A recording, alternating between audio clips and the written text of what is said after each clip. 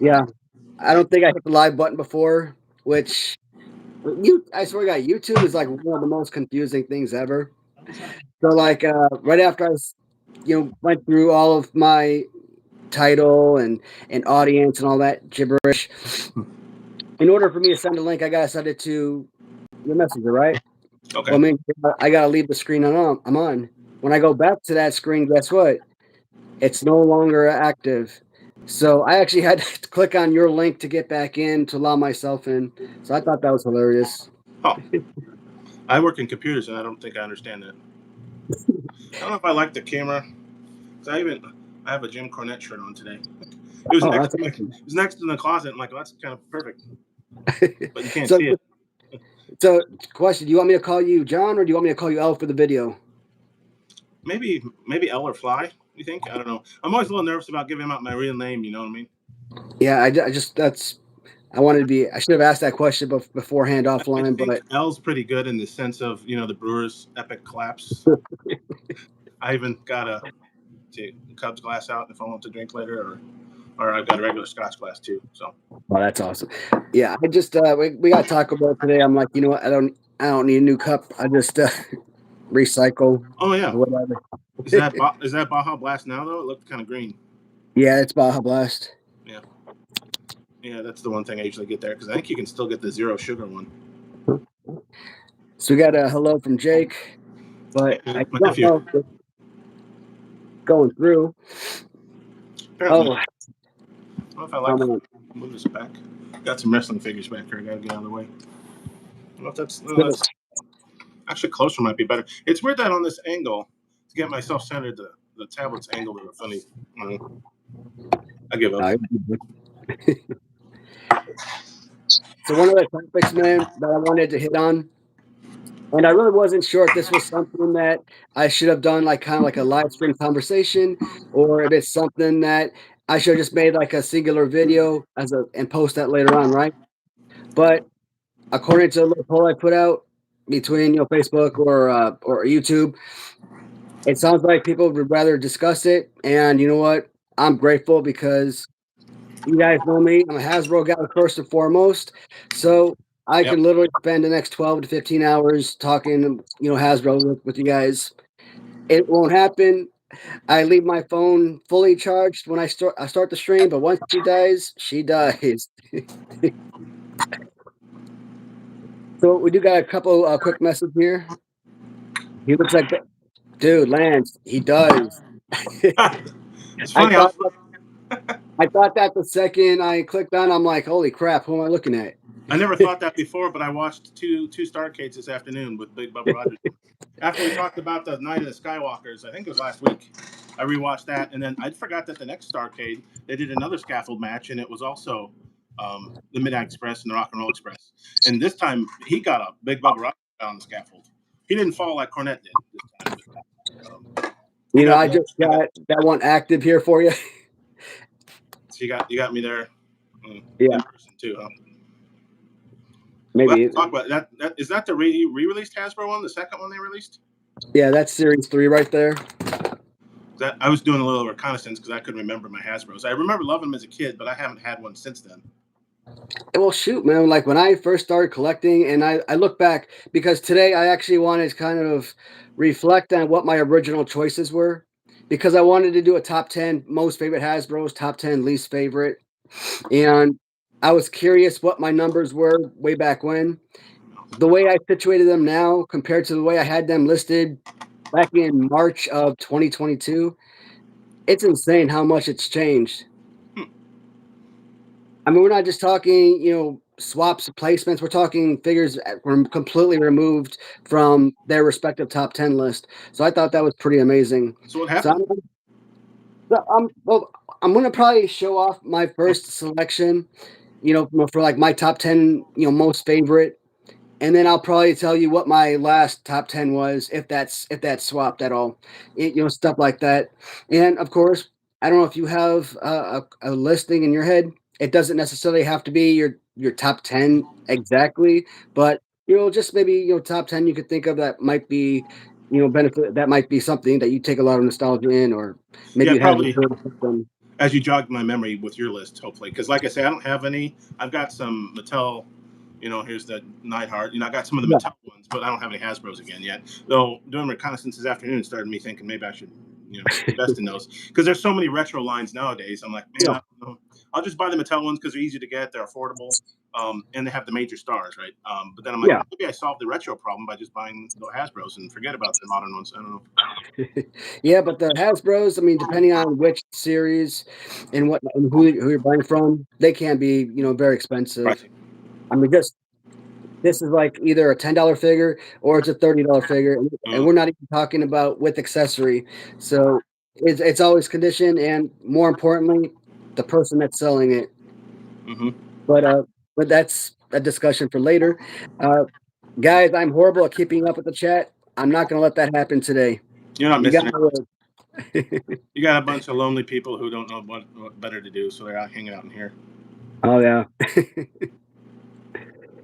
Oh man. So I guess this isn't subscribers only. No, Yeah, I put it open for everyone to enjoy. ironic. The chill guy is the least chill of the persons in the chat.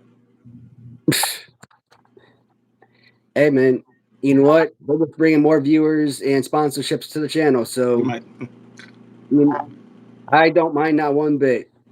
I'm not thin skinned, so Yeah. what? All the merrier, right? Um, but yeah, we're hoping to eventually maybe we'll get some of your regulars in or some people want to talk Hasbro, wrestling figures, whatever. Cubs baseball. Yeah, of course. Oh, I don't know, commercial. speaking about the moniker, man, you see Mm-hmm. that crap? The second the Brewers put up that L flag, Yeah. I don't know, man. Like I saw that, and first I thought, man, that's so unclassy. That's like embarrassing, I think. And then I started watching like Locked On Cubs and David Kaplan, right, and all that. So, and just watching David Kaplan kind of go off on him for that, lack of class, and I'm like, dude, we're all saying the exact same thing. I'm glad they did though because it fit perfectly. Mm, I think they scored 4 more runs than I did in the NLCS, and I didn't play. So 4 runs. that's funny. I think like 10 hits or something like that. It was like the worst batting average I think in What was NLCS history. what for that particular for that game or that The series? series, yeah, the whole series is terrible. I think they scored. They didn't score more than 1 run any game. I don't think, if I remember correctly. Who, the Cubs? No, the Brewers. So Oh, after they oh, celebrated with their L oh, flag, Milwaukee. they just went, yeah, So I didn't think there's no way I thought anybody was going to overtake damn tongue tied take over the Dodgers, but you know what? Crazier things happen. So who maybe yeah, this was here that the Cubs redefeated them again to make the series. At that point, I think this would have been the year the Cubs could have won it, right. even with the poor play and everything. Have them pump up for the playoffs, but Didn't happen. they were out hit for 3 games. I mean, I think the only time they ever scored was like the first inning. So it's like if you didn't score in the first, you're basically screwed the rest of the game. So game one was just an absolute humiliation. I mean, that was just a grade A whoop ass. I mean, there's no other way to put that. But then you've got like game five. I just felt like the team gave up. But the Brewers going into the Dodgers, I thought it was going to be a competition. I didn't think it would go 7, but I definitely thought that crap would go 6 whole games. Or at least one competitive game. I guess maybe the first game was, if I remember, it was Yeah. like 2-1 or something like that. But it wasn't, wasn't their time to be. I mean, the Brewers aren't very good in the playoffs. The Cubs notoriously usually aren't, other than the 1 year, really. So, I mean, I feel their pain a little bit. If the fans weren't such jerks, I probably wouldn't have cared. But that's why I hate the White Sox too. I never used to hate them either. But then it was the 03 when the Cubs collapsed in the Bartman game. I Yeah. got shit from a bunch of White Sox fans. Like, okay, you know what? I don't like you anymore because I wasn't born in Chicago, so I don't have that rivalry. I was born Yeah. in the state, so I'm like, I don't really care about the White Sox. I hated the Cardinals more than the White Sox. Well, man, man, I was born and raised in Chicago. So, I mean, I grew up the team. And, I didn't leave Illinois until 2004. And that's after graduation when I left for the Army. So I haven't lived, in Chicago full time since 2004. And now at this point, 21 years away from Illinois, can I even consider myself a Chicagoan anymore? Oh. Yeah. So that's kind of weird, right? Yeah, your citizenship expires. Stuff like that. But I forget to tell you, man. Like my wife and I, when we were driving back from Fort Hood after I got out back in 2010. We're on like the Dan Ryan Expressway. It's like 11 p.m. on a Sunday. They got like 10,000 lanes open, and they're all just jam packed. I'm like, where the hell? I don't know where the hell I was driving around, but the damn directions were just all over the place. We had to keep doing U-turns and just left here, left, right. Dude, we just did a full square like 16 times already. Where are we going? I could just imagine that right now in my head. Turn right, turn right, turn right, turn. But so we were back in Chicago for a couple months. That's before I got my first overseas contracting job, and the entire time I was there, like I said, I feel like it just wasn't home anymore. 2010, I've been living in Texas for 6 years or 5+ years. Once I got my overseas job, my wife went back to Killeen, and we lived there for another 7 years before we moved here. So, I mean, Texas obviously was much more recent, but what is it? December of that. Damn. So this December we've been in this house in Kentucky for 8 years. 8 years. So now you're Kentuckian officially. Well, I guess. I got the dream house, right? I mean, I have to assume so. We were talking about Starcade and Big Bubba Rogers. I guess my likeness. He fought that night of the Skywalkers, I guess earlier, which I forgot about, in a Louisville street fight. Even though I think that was in like Greensboro, because I think Crockett used to do a lot of the big shows, and especially Stargate in Greensboro. And so I think famously Cornette tells about one time they abandoned Greensboro and they could never get the audience back. The audience moved away. They're like, okay, screw you. You're not gonna have your wrestling here anymore. We won't watch it. But Nice. it's kind of interesting. I forgot he fought, and luckily, because then Cornette came out as his manager, and it was before the scaffold match. And I don't know if I think Dusty's the one who convinced him, Dusty Rhodes, to fall from the scaffold, if I remember the story. But they had it first, and then the scaffold was later on because he wouldn't have been able to come out for Bubba's match, right? He like blew I think 1 or 2 knee ligaments and a bunch of other stuff. Oh dang! On the fall, but yeah. And then they ran it back the next year. I couldn't believe it. And he was in it. Cornette. He didn't get on any scaffold. I'm pretty sure he stayed as far away from the scaffold as he could. But Bubba got up there the second time. No, he didn't fall, though. He didn't fall. Took a nut shot from Ricky Morton, who escaped, and then that was it. But and they lost them both. The Midnight Express lost both of them. That was kind of interesting. But Miss Stan, bruise your joke. I just kind of feel like that stuff was so much better. I always hear other guys who have like the nostalgia channels, everything, right? The channels I really like listening to, they're really enjoyable, right? I love hearing those stories. I love hearing about, hey, I got this on this birthday when, or this Christmas, so and so. So he always talks about WCW and how during this peak years of like 95 to 97 or something like that, like WCW was far superior than WWF in what they provided. And yeah, if the product had changed that much, I'm curious why I personally, or why none of my brothers, why we never switched over and started watching WCW. Like I always say that WCW for me was so minimum in the early 90s, 92, something like that. But I think once you had all these teams, like Ric Flair was coming over, Steiner Brothers, Legion of Doom, Nasty Boys. I think we were getting Vader, if not that year, maybe the next year or something. So all the guys that I actually liked on WCW were already part of WWF. So it didn't really make sense for me to go back and forth. I think the only guy that probably didn't switch over ever was Sting. No, yeah, not so famously. He didn't he put Triple H over in one of the WrestleManias later on? He finally did show up. I wasn't watching wrestling then, but I watched it later on Peacock. They're both old. I do believe he went to AEW, and I think he was like a mega AEW star forever. Yeah, again with AEW. But he had a WrestleMania with Triple H match once at least. I remember seeing on Peacock because I think they had the NWO come down, and then they had DX come down. It was like a old person's wrestling reunion. Well, because in fact you could tell Razor Ramon wasn't. Hogan was walking a little gingerly, and I think Nash might have taken a hard fall outside the ring, if I remember correctly. I think that was the Sting match, but no. Yeah, WCW, at least it was on like WTBS or one of those super stations. So I would catch it every once in a while, but I was more of a WWF fan. I knew enough though that so the third line of LJN I started with in Hasbro, but I do very remember when we first got a Toys R Us in town, going Yeah. and buying several Galoobs, and they were all WCW, I believe, right? The Galoob figures. I think Yeah, that was the the one group I was had. WCW. Yeah.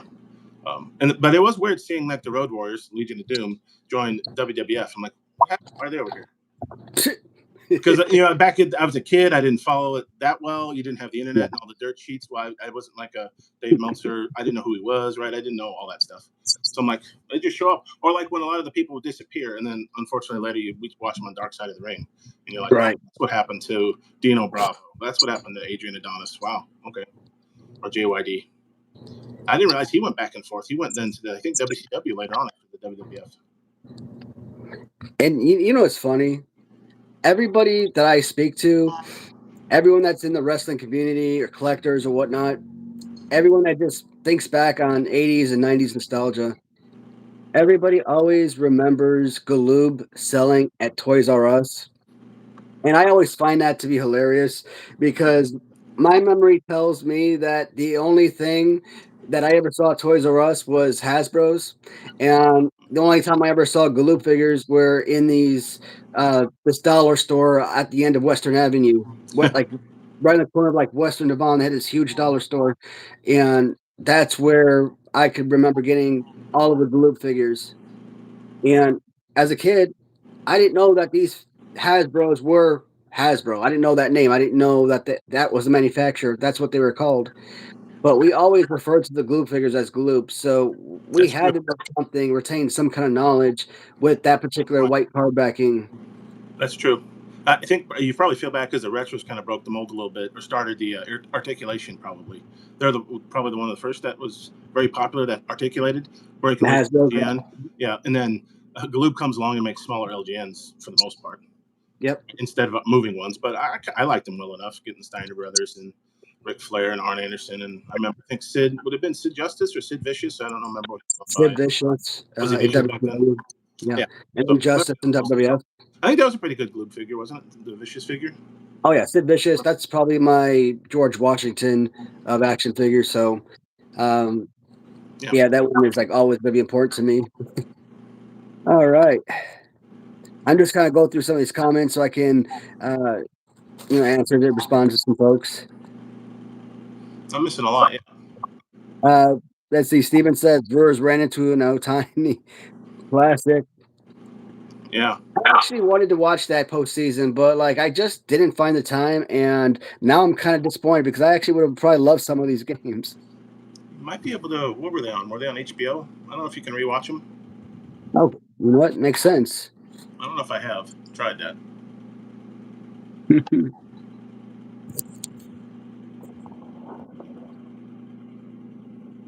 All right, just trying to go through a few more comments here. Now, kind of think about Galoob, yes, in the 90s, we had the Hasbros and Galoobs, right? And my entire life, I've always said these particular action figures, I never knew how to name for them, but I always knew that those particular were my favorites. They're most enjoyable. I love arms up and down. That's all you ever needed. And yes, Galoob was my number 2 favorite, but I never kind of looked at it as being like these out of the world amazing figures or playable figures for kids, right? Like I looked at it as these are the 2 lines I had. This is what we had in abundance, and I really didn't have any other toys. So, Mm-hmm. so of course, like I was using um, like Bigfoot from Harry and the Hendersons, or Right. the Marvel Just Toys bendable figure, the Incredible Hulk. I would use those guys, or I'd use Panthro from Thundercats because we didn't have this full 30-man roster for a Royal Rumble. Mm-hmm. So Do you have any GI Joes? I would wrestle with those a lot. I think we might have had a few. Like I don't have any memories of GI Joe, but I feel like you're gonna find that in every house that has boys that growing up in it. So, and I kind of remember these little small figures about yay big, with, movable arms and legs. So, were those GI Joe? Were they some Were kind they of bootleg? were they I don't mask? Maybe mask figures. I remember wrestling with GI Joes until the rubber band would break, And then I think I was trying to remember if I played little baseball games, and I think there were little figures, and I want to say maybe it was Mask. If you know that cartoon series, I'm trying to remember what they were though. It's weird what you don't remember. I was old enough to have form memories. I just don't know why I can't. I can remember sliding into bases and hitting home runs and all that stuff. I think it was Mask. I'd have to look that up though. Yeah, I've never watched that series, and the only thing I think the first time I ever heard that name was probably on 80s Revolution when he was talking about what he wants to collect, and I'm like, every time he said Mask for like ever, I don't know how long, months, a year, two, whenever he brought it up, I always thought he meant Jim Carrey '94 movie. And I'm like, okay, it was a for Jim Carrey. I mean, it was his hits, but I mean, not a great movie like I would go insane about. Um, And collect figures about, yeah, right. but now realizing, probably a year and a half ago that what he, yeah, I'll call it a year. I don't know. Uh, that what he was talking about was something completely different. And I'm like, well, that's kind of embarrassing. Right. Yeah, Mobile Armored Strike Command. I couldn't remember what it stood for. They're bringing the toys back. They're probably not as good. Kind of like when they brought Micro Machines back a couple years ago, and they were plastic instead of metal. I remember having those as a kid too. Those were kind of fun.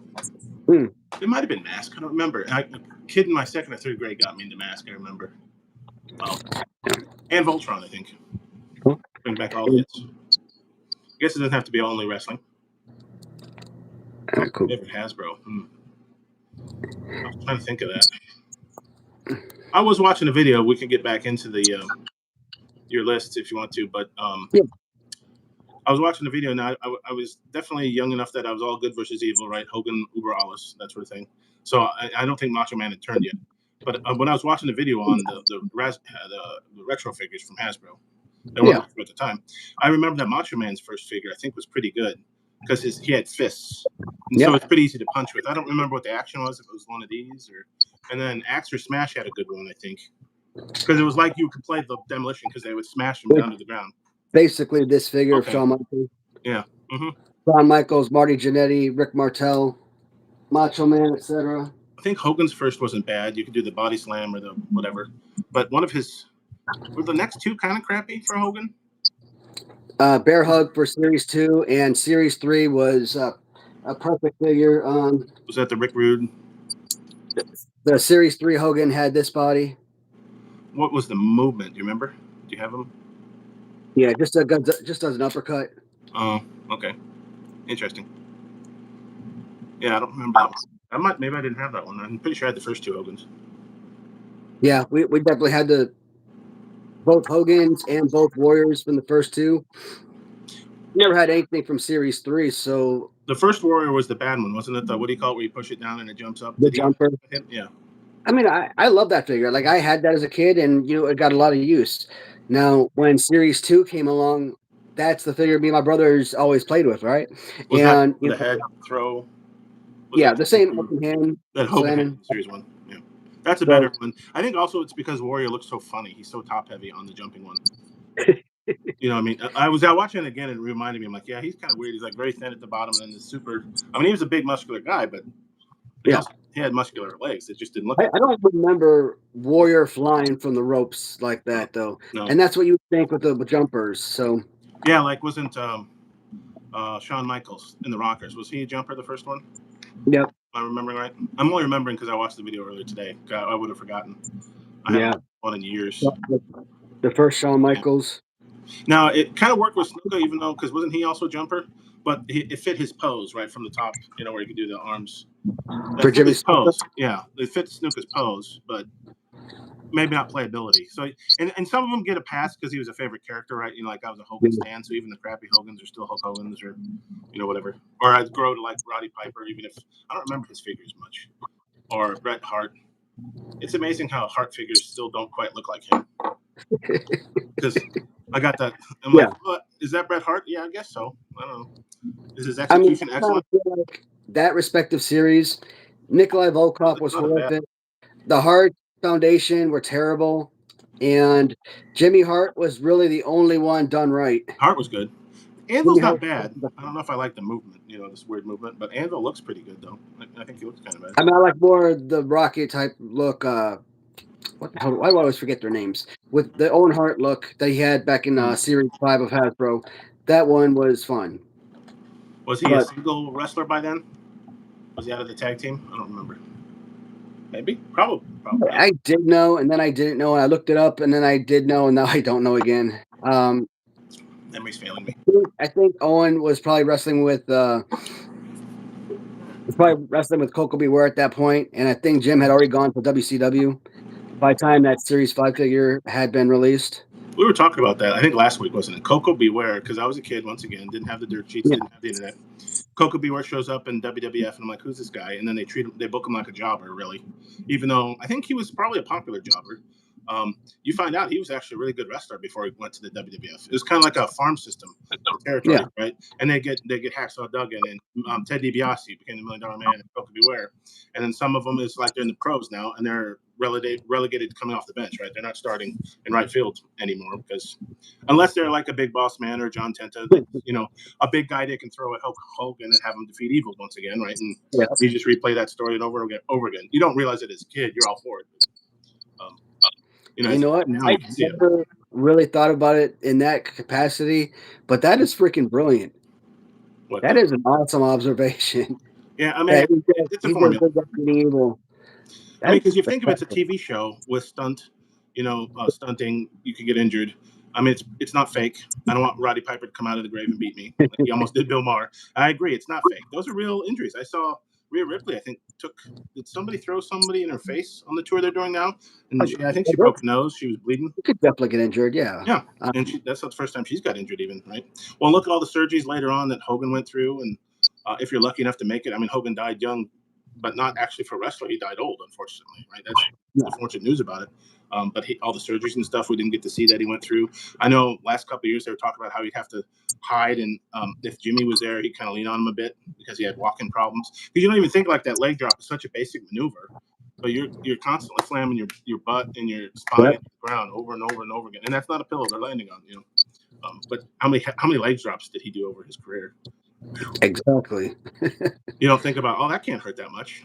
Yeah, he took most of the brunt. If you're doing the leg drop right, his opponent doesn't feel it, right? That's the give and take of professional wrestling. If I'm doing it right, there are ways they do almost like a magic trick. There are ways they can do it to make it look like I'm really hurting you, but I actually took most of the force to the fall or the bump or the whatever.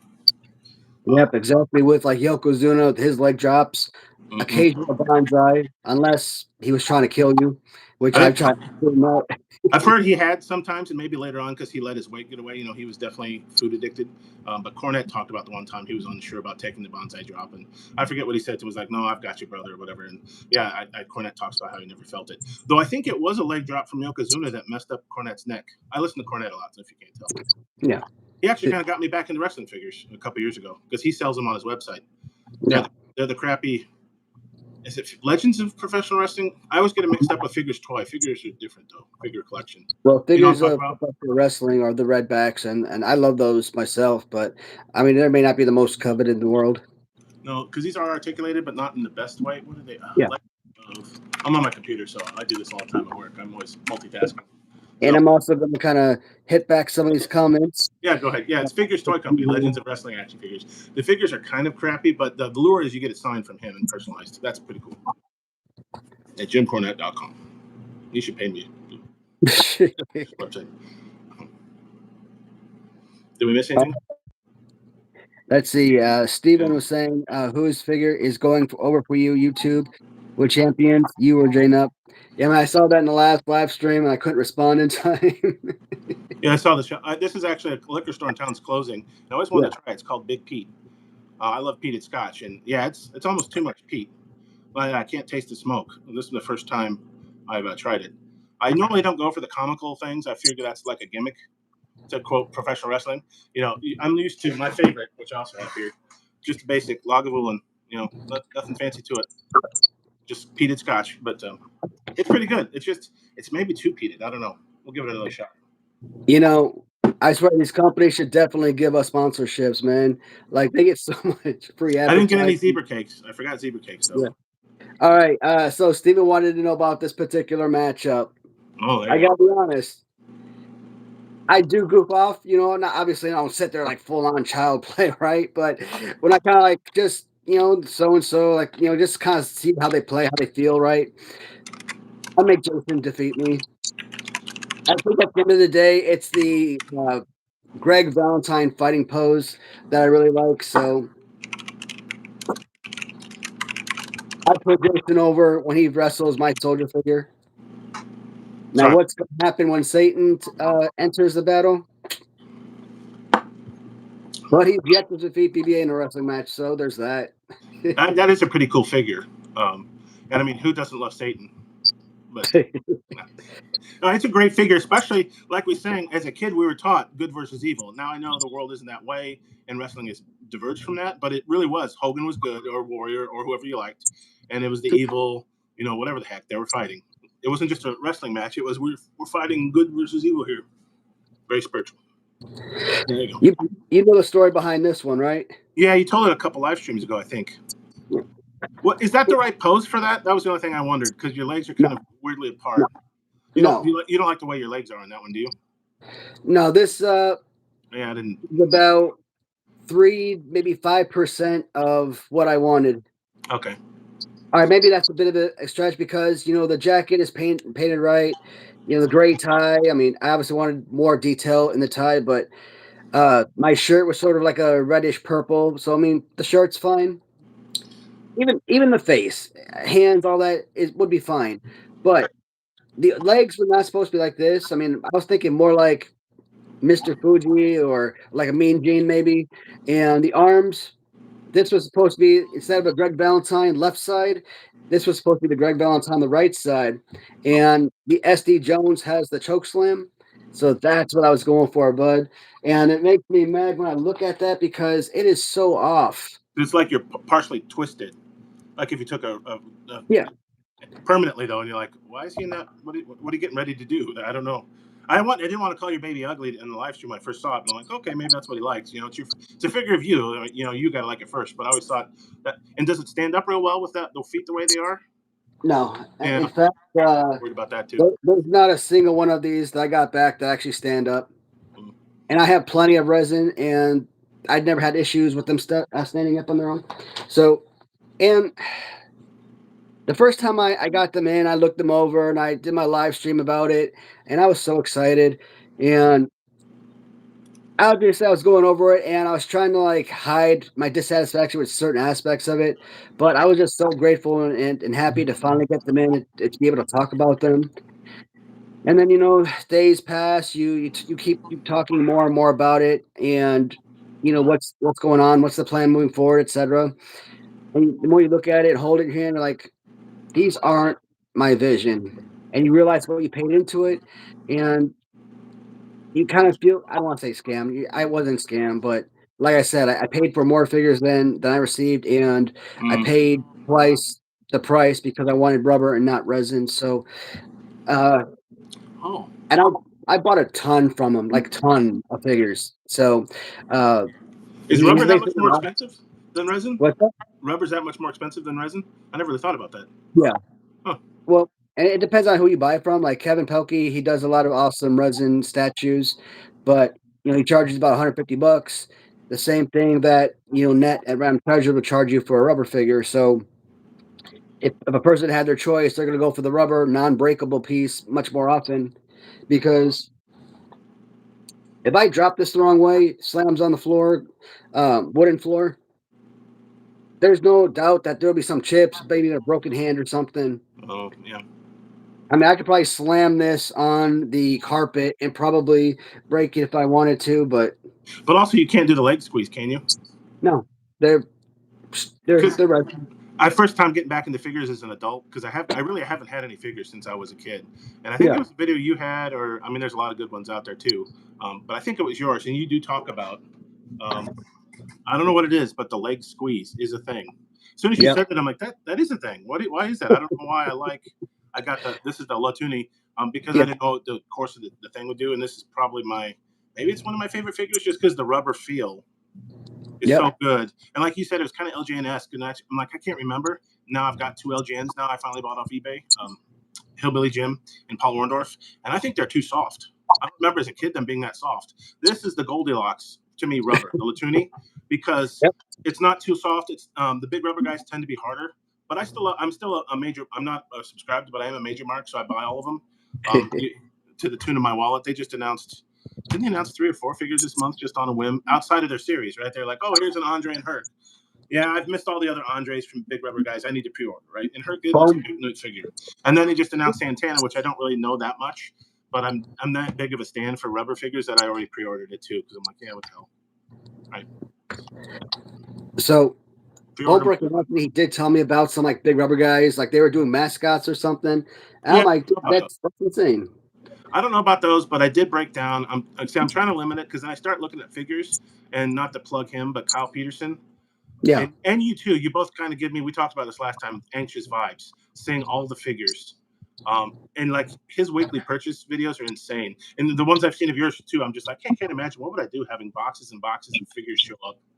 Where would I put them? When you guys already have huge collections. I'm just starting.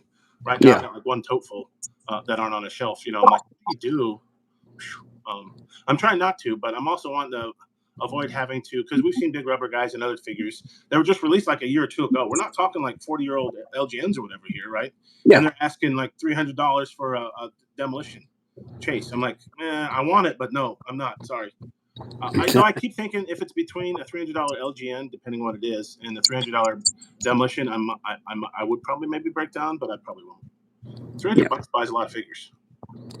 Yeah, I'm gonna go. You know, I haven't answered any of these questions, man. I am gonna hit these up real quick. Yeah, no, it's good. So everybody talking about the Dodgers. Nope, it's gonna be Dodgers and Mariners, and yeah, I feel like the Dodgers are gonna win another one. That's not even Little Debbie on live stream. I can't pass for Little Debbie. Maybe Big Boss Man, but do we have anybody in your audience that could look like Little Debbie? It is Halloween. They could cosplay or dress up. Cosplay is really just, Halloween dress up for adults, isn't it? Really. I mean, I'm not going to shame you. Dress up however you want, but cosplay, not at all. Adult word for it. I'm like, do whatever you want. That's I can imagine some of the intricate designs they come up with. It feels weird as heck to try and dress up as like anything over the age of 12. I honestly didn't even like it as a kid. I don't know. I was weird. I'm like, I was really only in it for the candy and Halloween. I'm like, okay, yeah. I'll find. I never liked dressing up as anything as a kid. That was weird. I don't know. You want to kind of, what are you drinking again? I forgot. Yeah, I know you told me earlier, but it's called Big Pete. I've only ever seen it online, and but this liquor store going out of business right now. This is the first week, so everything's 20% off. Yeah. And I can tell why they're going out of business because I was doing the math in my head. Luckily, 20% isn't that bad to figure out. And you do 20% on some of their whiskeys and scotches and stuff. I would go high end and low end. And you'd be like, okay, that's the same as the regular price at another store. I could see why you're going out of business. If you can take 20% off the top and you're still only now just competitive. Now, admittedly, it's a huge store that just expanded, in fact. So I could see why they weren't doing very well. And they're not in a good location, but I'm going to try to take advantage of it and go back in a couple weeks and see if, as the sales go on, if they start lowering the prices. Yeah, no Little W here. No. Need somebody. Though I think that would be a funny if one of us dressed up as Little Debbie. I mean, because that's you're the disjoint because you're expecting like the cute little girl and then one of us with beards and stuff.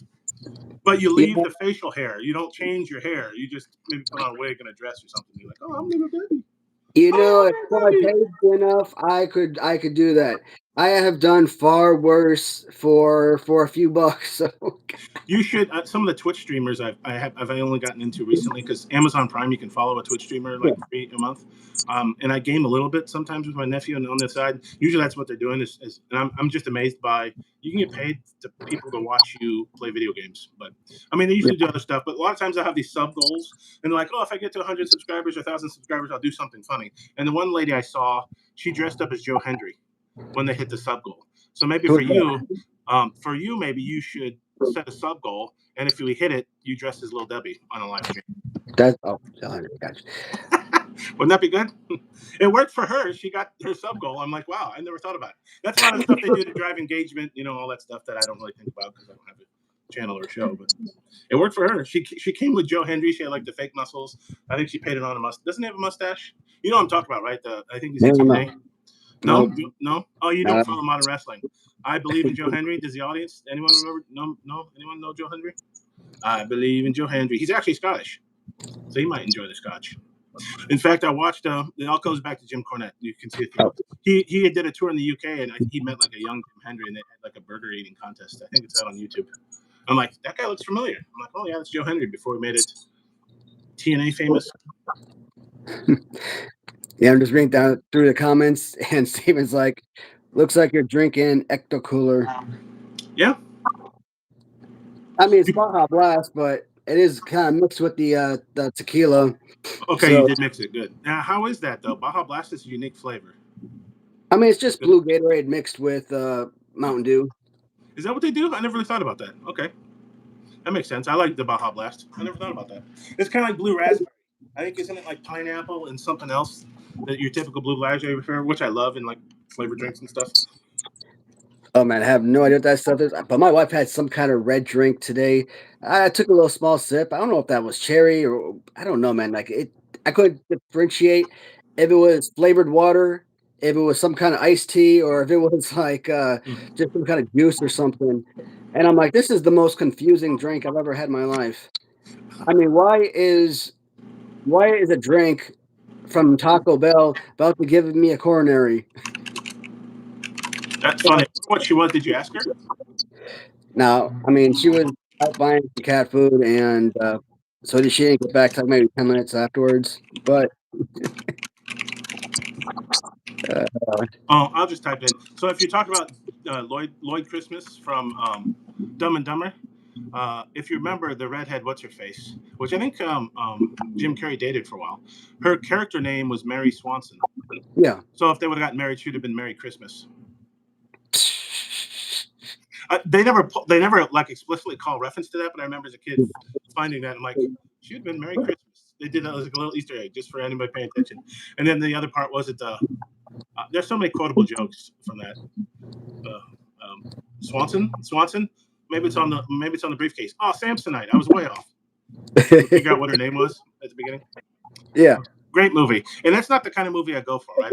That's kind of your more physical comedy. You know, your Three Stooges, all that stuff. I don't really go for the Three Stooges much, but I really enjoyed that movie.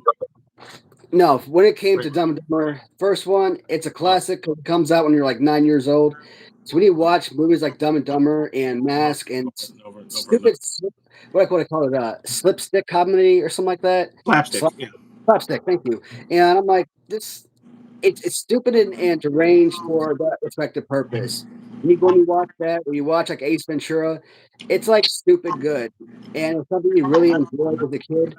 But you think back, that this stuff actually holds you over to the next year, to the next decade, a couple decades down the road. I don't like any of those movies nowadays. Like if I say I have an appreciation and a love, it's because of that nostalgia. But It's funny. So this week at work, I work in IT, usually remotely, and I forget what came up, but I said I was going to be right back. I'm like, if I'm not back in 5 minutes, just wait longer. And I don't think anybody got the reference to Ace Ventura. If you remember if I'm not back in 5 minutes, just wait longer. I'm like, well, yeah, of course. Why wouldn't we just wait longer? It makes so much sense. But it was funny at the time, and he was also very slapsticky too, right? Ace Ventura. And as soon as you said first, I'm assuming then the rest of the Dumb and Dumber, they made two more, weren't quite as good. they made Dumb and Dumber, and then there's like one that came out like recently, like within the last couple of years, I think. One with Maybe and one without, I think. Well, what's also neat is it Jeff Daniels? He wasn't really known for that kind of movie or comedy, right? When he got the part, and he played it brilliantly. You know what I mean? Like the actor opposite Jim Carrey, which is a big. You imagine being like Jim Carrey was definitely in his height, his power. He was great at that time. Imagine having to be opposite him and also try to keep up.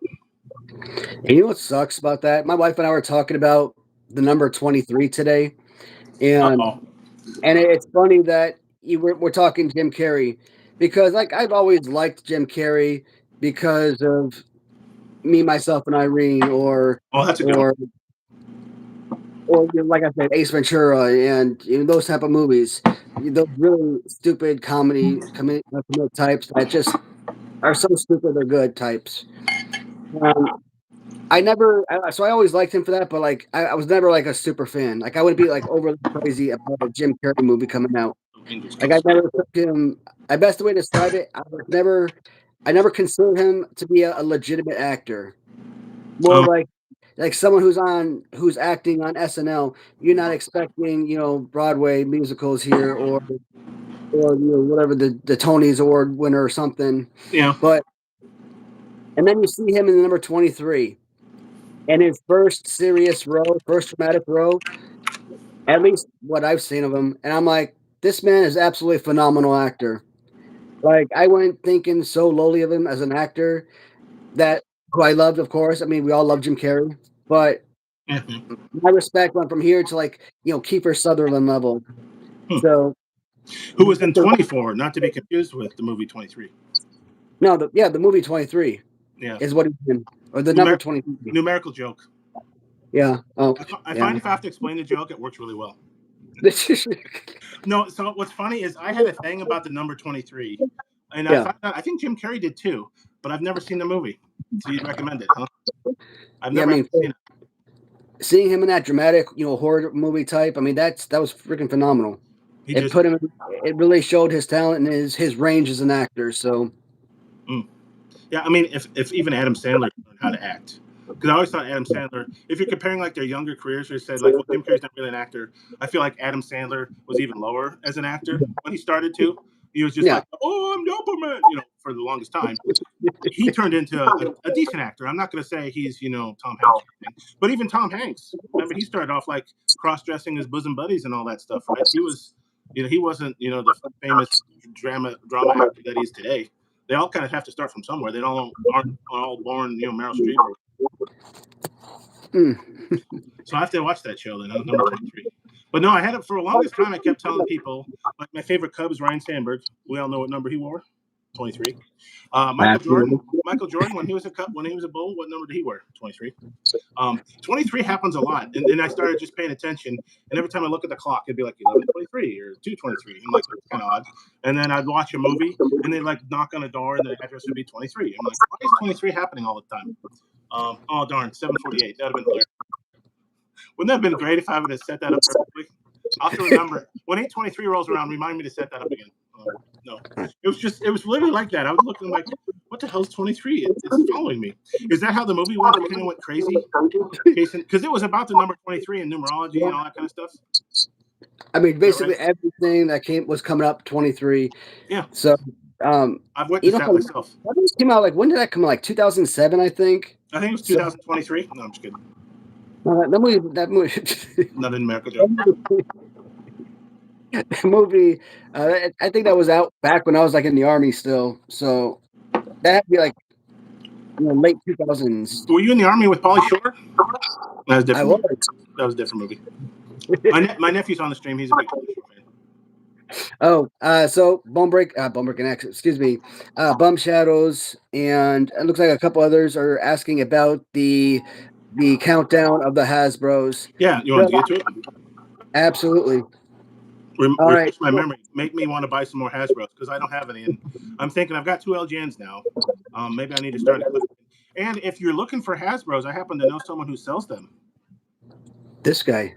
Yeah, see how I set you up? That's pretty good, wasn't it? I could insist for that. An apple. Anyway. All right. So this one, it's kind of like a dual show off. I am only going to select one figure, but this was my number 10 split between Berserker and Series 3 Brutus Beefcake. There was a Berserker retro? I was definitely out of it by then. Wow. It was, and hey, anything past Series 4, I didn't know about as a kid. Like, I just learned about these within the last few years. So, Berserker, what is he? He's a Jim Duggan figure. Awesome arms, great play pose, great look, and weapon. Well, that's a custom. But like Jim, he has the 2x4. He's got a sword. Was the Berserker that big though? I don't remember him being that big. Well, he was like what, 6'10" or something. Well, he was tall, but was he? I mean, he's got like a huge chest on that figure. I don't know. It's basically a Series 2 Jim Duggan. Look at this. They even got the thumbs up. Oh my gosh! So all they did was swap out the heads for Jim Duggan with the Berserker. Got to reuse your molds, right? Even back then. That is why I will not select Berserker in my top 10. So he loses the tiebreak because he's Jim Duggan. Basically. And that does give the first nod to Brutus Beefcake. Oh my God, look at how crazy he looks. And they just recycled the Series 1 Brutus Beefcake head, but at least they put it on an absolutely phenomenal body. So great fighting physique. I always love the hands when they're just straight out like so. What's his So movement? What does he do? uppercut. Oh, yeah, I don't know. No, it's not bad. That would definitely be nice because you can knock over, figures and have them fly. Given the fact that I only had a Series 1 Having me. fingers up like so, Brutus Beefcake, man, I would have died to have a figure like this and replace that crappy jumper one because this is amazing. Did you like the fingers up though? I mean, it feels like maybe not, but it was kind of like you could poke them in the eye and stuff like that. It wasn't too bad for playability, if I remember. I I did I as a kid I did not know how to play with the Brutus Beefcake, the Pink Pants Series 1. Like the pose, like I said, the sleeper hold, yeah, for a little bit, Yeah. but the way the hands were, you just always kind of like hold them under the chin I'd and find kind ways to of. poke. I think I So remember finding ways to poke. My biggest problem, and that's where I would probably run on nostalgia, is that I was never a big Beefcake fan, even when he turned face. I was still yeah, kind of like, he's a barber. I don't really. I never cared about Beefcake. You know what I mean?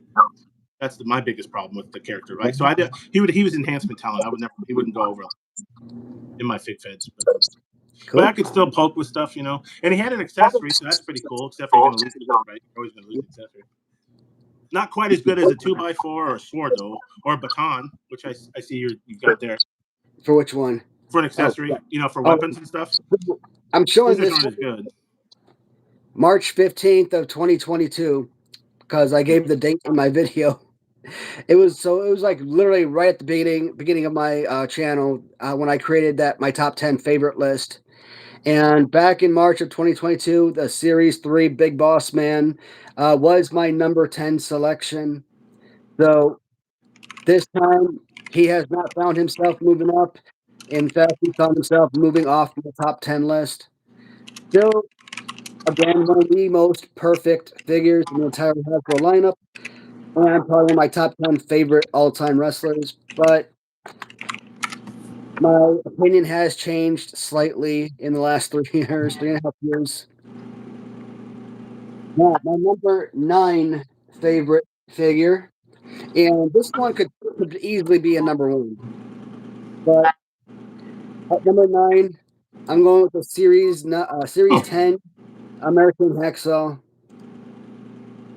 So they obviously Thumbs up. swapped out the accessory, put a little hole in his hand, but you still have the opening here if you want to put that hacksaw or that 2x4 in there. Funny story, and you'll see this figure again, or you'll see the Series 2 Jim Duggan. You'll see that one on my least favorite. And here's the thing: both figures, same exact pose. All they did was add a color difference. That little bit of extra detail is enough to make one a top 10 best and the other a top 10 worst. Does that before you go? Is it just me, or is that the way? Is the figure been aged in the sun or something? The colors. Yeah, I got a bunch of duplicates, so I just picked Oh, out where some of these from my spare. But yeah, this one, his head is either swapped that out. That's either a custom head or yeah, it's what? got like severe sun damage. What about his arm? Yeah, because I've seen his arms. It looks like Trump arms, right? They're so orange, right? Isn't that the joke about Trump wears a lot of orange makeup? They're so orange, or like He-Man. It looks like a He-Man figure, maybe or something. Because you could actually see that like around They're his so orange. That's body. So and that's actually the correct color. okay, so the arms are the better color, or the Yeah, body? no, and the arms are actually correct, and the legs Oh, they're discolored as well. because that's Like interesting I because said, the arms it's are just so. a I would have thought spare. the body would have been the better color. That's interesting. I don't think I had that figure. I know I had at least one Duncan though with the 2x4. I mean, the 2x4 is great. Hit people Yeah. with it all day. All right. This one hurts.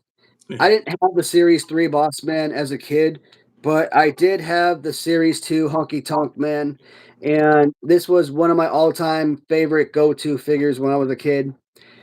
Back in March of 22, he was my number 9 favorite selection. So once again, the figure does not move up. He is completely removed from the top 10. So at this point, maybe Honky Tonk would be my number 11 favorite, with Bossman shouted out at number 12. Now, doesn't that Honky Tonk also look too chubby? No, I mean, that's modern day Honky Tonk, yeah, because he's older, but he just looks.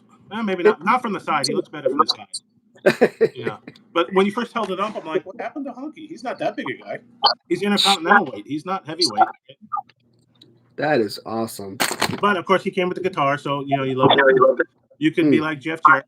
Well, actually, you could be like Honky Tonk and give Jim Roberts a crippling drug addiction.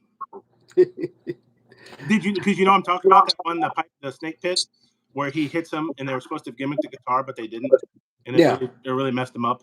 Now, admittedly, if you watch Dark Side of the Ring, Roberts didn't need any help getting messed up. Yeah, because he was an alcoholic. Well, but his father, Grizzly Smith, was a huge pedophile. Oh. So yeah, if you don't like that topic, avoid that. But it's kind of interesting. They have a big wrestling family. Him either married or cousins or sisters or but yeah, Grizzly Smith, which I'd heard was a big booker in the South, one of the territories. But yeah, apparently he had a thing for really, really young kids, including his own daughter. So he didn't need to get hit by a guitar to have drug problems, unfortunately. Yeah. But I think he's doing okay now. Diamond Dallas Page of all people helped turn him around. Did you watch that show? Another good show. Jim Roberts. I forget what it's called. Making Roberts or something like that. I saw. Or DDP. He's got like a yoga thing. And, he kind of turned him around, made him feel better, made him get him off the drugs. He kind of helped Razor Ramon too before he had. Didn't he have a surgery? And then he passed away, of course. But, yeah, bad stuff. Life can be hard.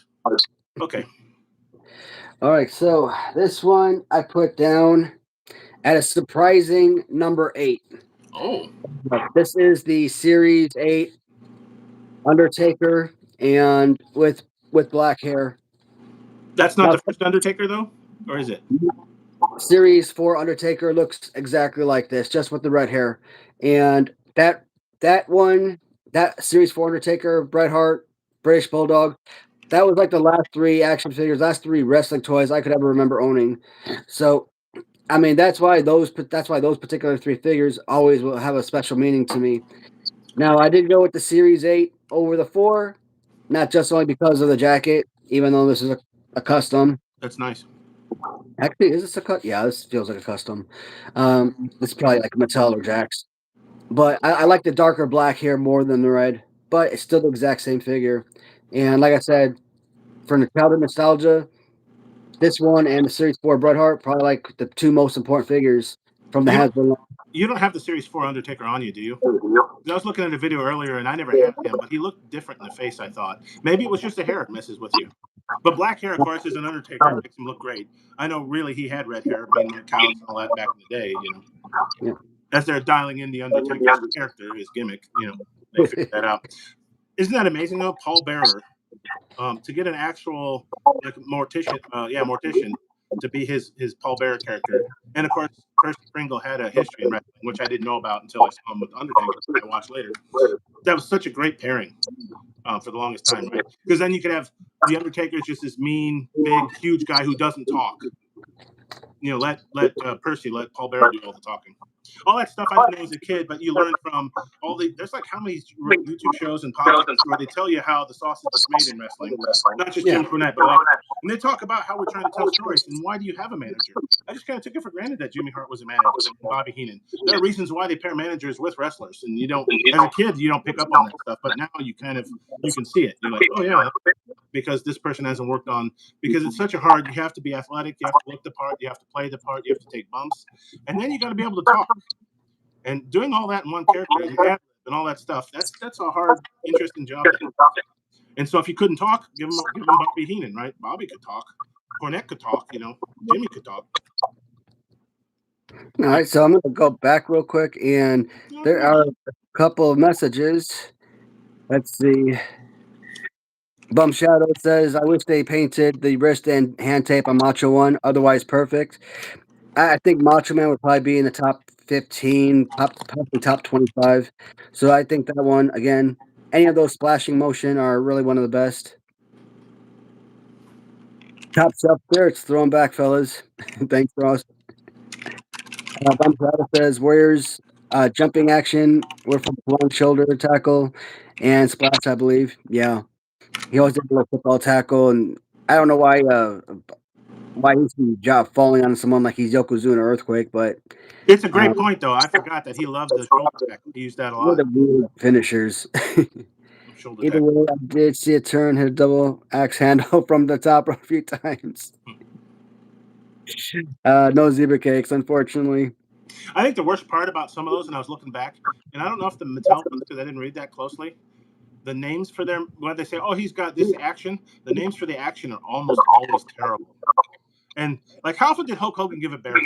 And they probably gave it some stupid name, like the Hulk hug attack or something. And you're like, that's stupid, right? Every name for every of those actions, I always remember being really dumb, even as a kid. You didn't care because you're breaking them out of the package and you want to play with them. You know, the names for the actions were really kind of stupid.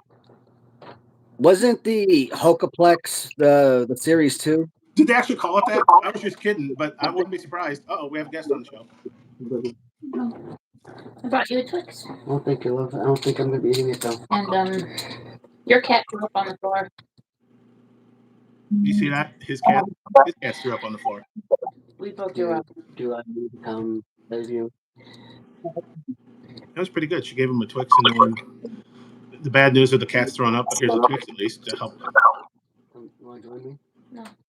I think Twix might be better than zebra cakes. What do you guys think? That's the caramel Twix too. She gave you, right?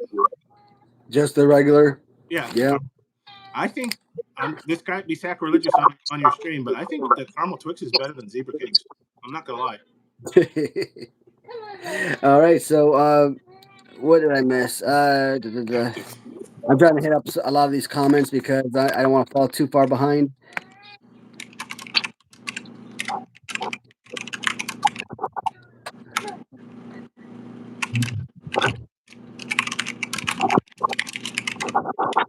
So, I think what I'm gonna do is I'm gonna hit up my number 7 selection and maybe return back to the comments. So let's see, number 7.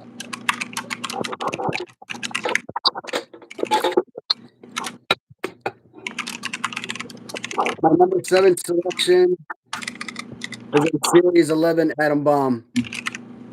Now, both figure that 3 years ago, 3.5 years ago, when I made this, I had Atom Bomb at number 8 and Undertaker at number 7. So this time I swapped them, but they still fall in the relatively same range.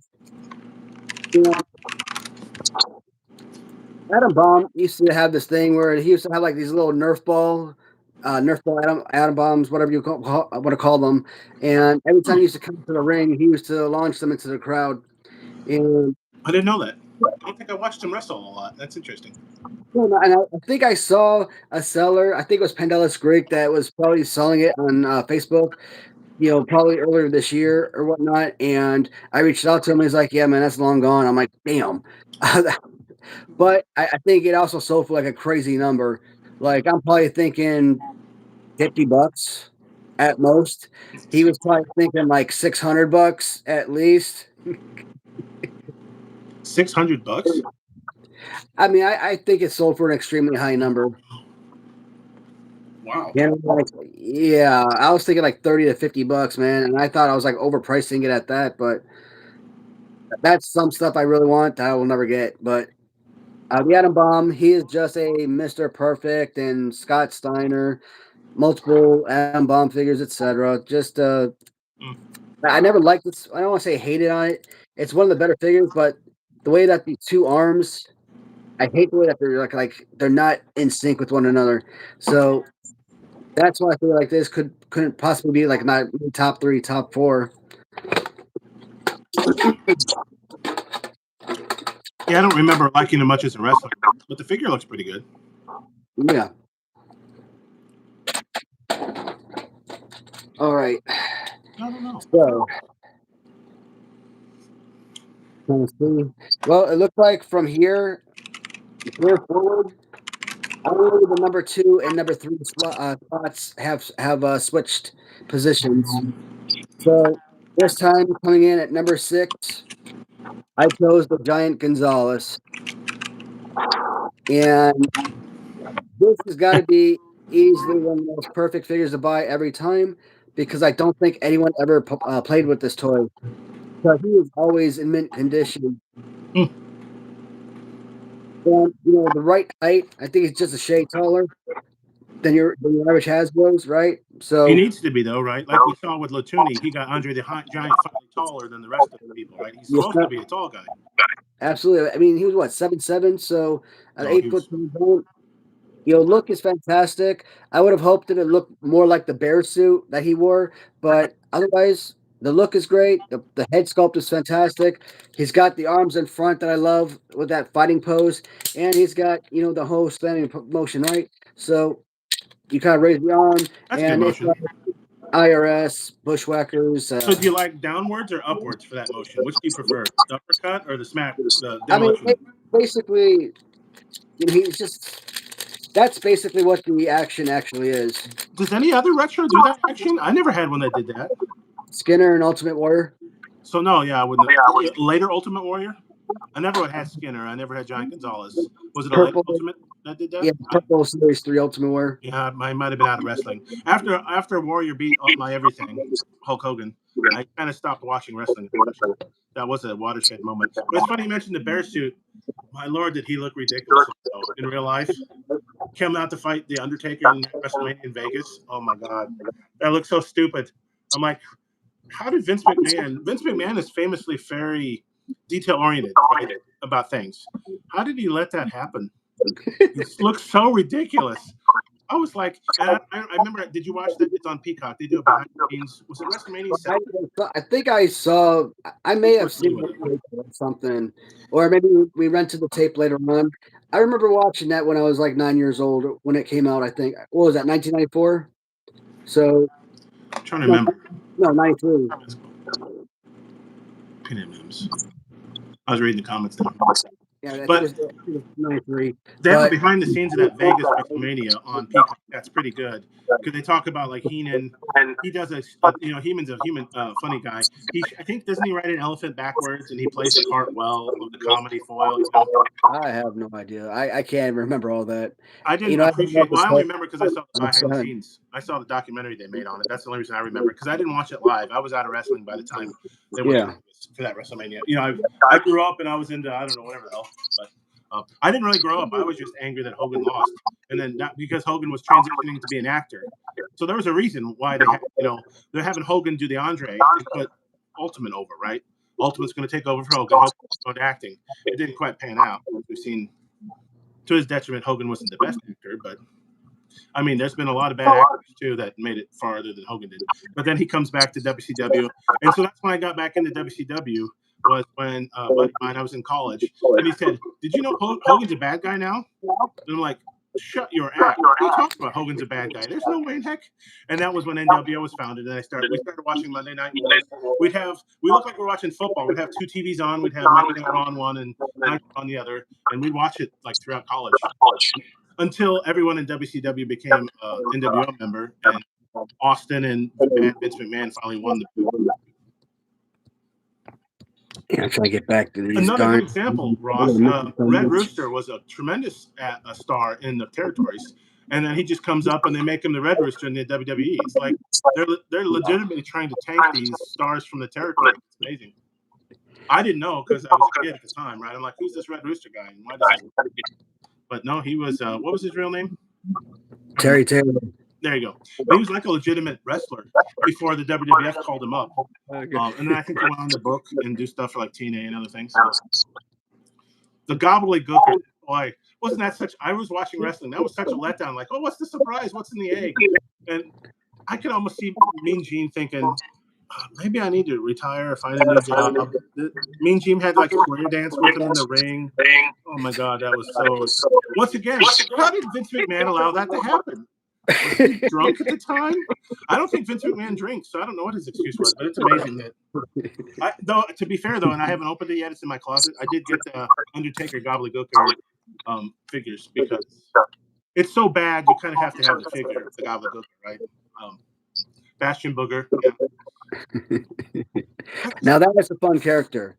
Whenever I say characters I want to be created, I don't care if they're LJN form, which I really want, or Hasbro style, but Bastion Booger is always on that list. Yokozuna, a remake if it's LJN, Needs to be on Oh, the list.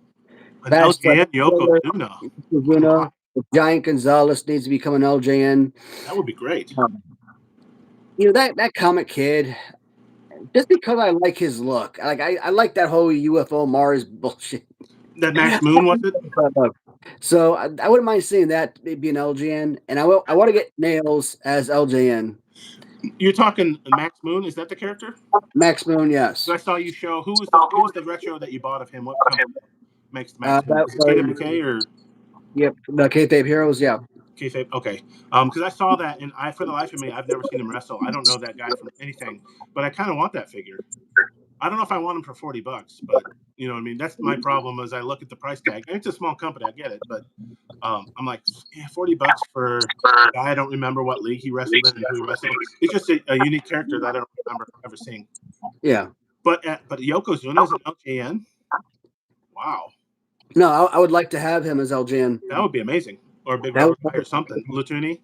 I assume if his family's still big into wrestling, I wonder if he could get signed by one of the companies. Yeah, Barry Horowitz. Bastion Booger, what retro is he made from? Is he another KWK or they all blend together in my face? He comes from Zombie Sailors. Now I think Grapplers and Gimmicks are starting to create it too, but who has $100 to buy one figure? Yeah. They're the ones that just the price. I mean, I get it. You're not Mattel or Hasbro, but holy cow, I can overpay for a big rubber guy I missed or an LGN for that same price. I'm gonna go that route rather than buying, a lesser known character like a Bastion Booger or Danny Davis or not. Is it Title Run Toys? It has the Orndorff, and then they have Danny Davis, and they have like what do they call it? The figure of who was the guy who did the martial arts. They even put it on the package, like, oh, this is his first figure. What was his name? The Cat? Not Ernie Ladd, but what was his name? Not familiar. They only have 5. I was looking at them again because they have a deal on damaged cards, which is perfect for a non-mint collector like me because I don't really care. Title Run. This looks nice. I got my computer here. I can look it up. I don't have to think about it. Because I keep looking. It's been in my cart a few times because I haven't checked out. Because really, it's got Wrath, Adam Bomb too, Juventud. Yeah, I'm going to move on to the next figure, which is number 5 of the countdown. Now, this one is a custom because I'm not shelling out $600 for a loose figure. But Series 11 Purple Crush. Now, I'm not even the biggest fan of this particular fighting pose, right? But, 2 of these types of figures are on my list. Now, it's not simply going off of your favorite version of Crush. It could have been Demolition, who has a perfect figure. It could be its Kona Crush, Series 7, another perfect figure. I just like this because, face paint mixed with, a little purple black. It just meshes. Design-wise, it's a solid overall piece, right? And here's the funny thing. I've got Evil Crush listed as my number 5 favorite Hasbro. Wow, that's interesting. But here's the funny thing about that. If I look up and down this list, if I were to replace any of these figures in the future, I think this would probably be the one that I replace. And I think that's weird. Is it because you don't really like the gimmick, the character that much, so it's easy to replace him? No, I like Crush fine. I just think maybe because I still have an Adam Bomb in here, and maybe to look at it as, hey, maybe the Series 7 Kona Crush is better with the purple and yellow, and maybe that would give me cause for replacing him. So he's getting mixed up, but when he joined Demolition, he effectively replaced, was it Axe? Darso was Smash, right? I always get them mixed up. But I guess the story is that Axe didn't he have a shellfish allergy or something? And that's why he couldn't wrestle, so they brought on Crush to be the 3rd Demolition to wrestle for him. I thought he was physically injured, and that's why I kind of teamed up with an extra member. Yeah, that's why I never looked it up. I don't know if it's quite accurate, but I'd heard that. I don't know when it was. Once again, I was a kid. I didn't know anything, but later on, you find out like he had something happen to him. Oh, really? That's why Crush came. The Conquistadors. Lombardi and Horowitz. What's funny, that Lombardi Big Rubber guy, I was never a Brooklyn Brawler fan, and I barely remember him. And I only bought it on a whim because I was getting into wrestling figures, and it's the LGN style, and I'm a major mark. It actually feels really solid in your hand. I don't really care for the character, but it's actually a really nice Big Rubber guy, the Big Brooklyn Brawler. I never thought I would like that. I don't, because there's the character. Like I say, I'll overlook a crappy Hasbro movement because it's Hulk Hogan or Macho Man or someone. But I have no nostalgia or ties to Brooklyn Brawler. But the figure just looks great and stands and it feels real good. I think it's got good leg, squeeze feel, all that stuff. It's kind of amazing. I'm glad I accidentally bought it. I think I won an auction on eBay accidentally or something. I didn't pay $50 for it. I paid like 30 something. So I felt good. But that's how I also got to Ethan Page, which I didn't know him much.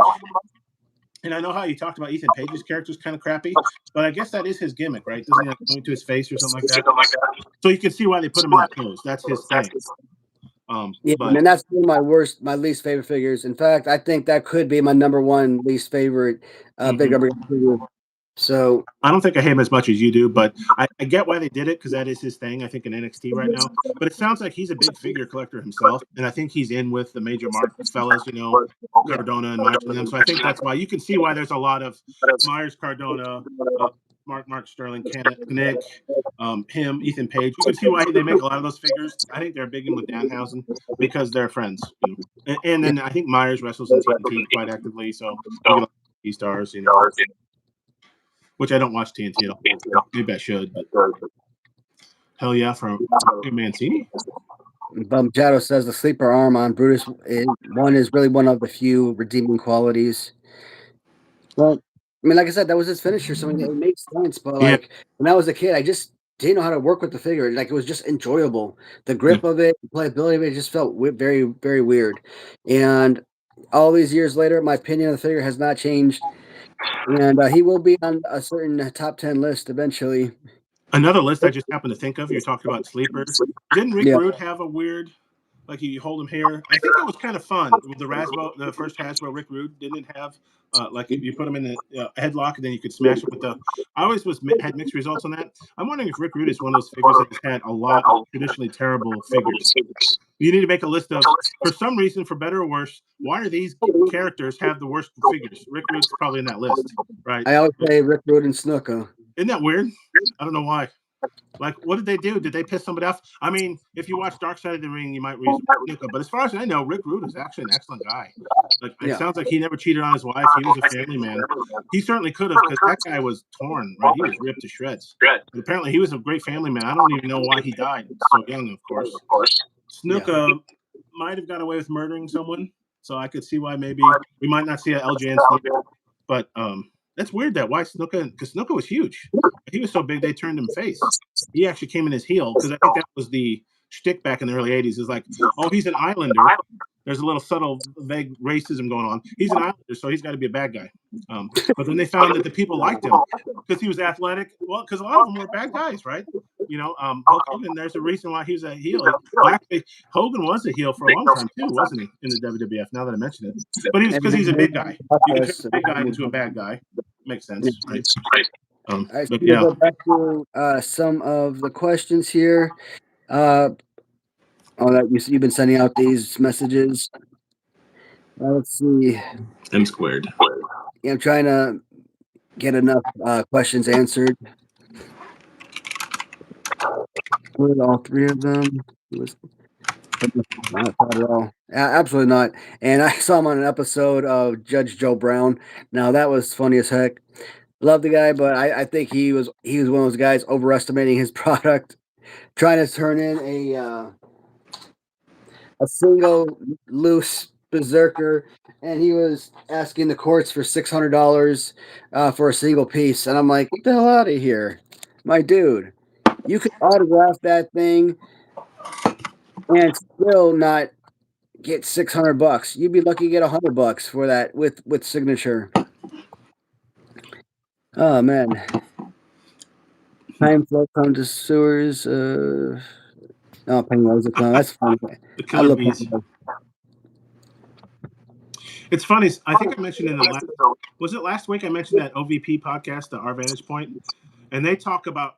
It's so funny that I forgot this. The Killer Bees had like a weird mask thing going on at the time. They both wear masks and they swap each other out, which is a weird behavior from a face team. Especially back in the early days of WWF, it was definitely good is here and evil is here. You don't cross the streams. It was weird that they had a mask gimmick. That seems like a heel thing. And they point out how funny that was when they wore the masks.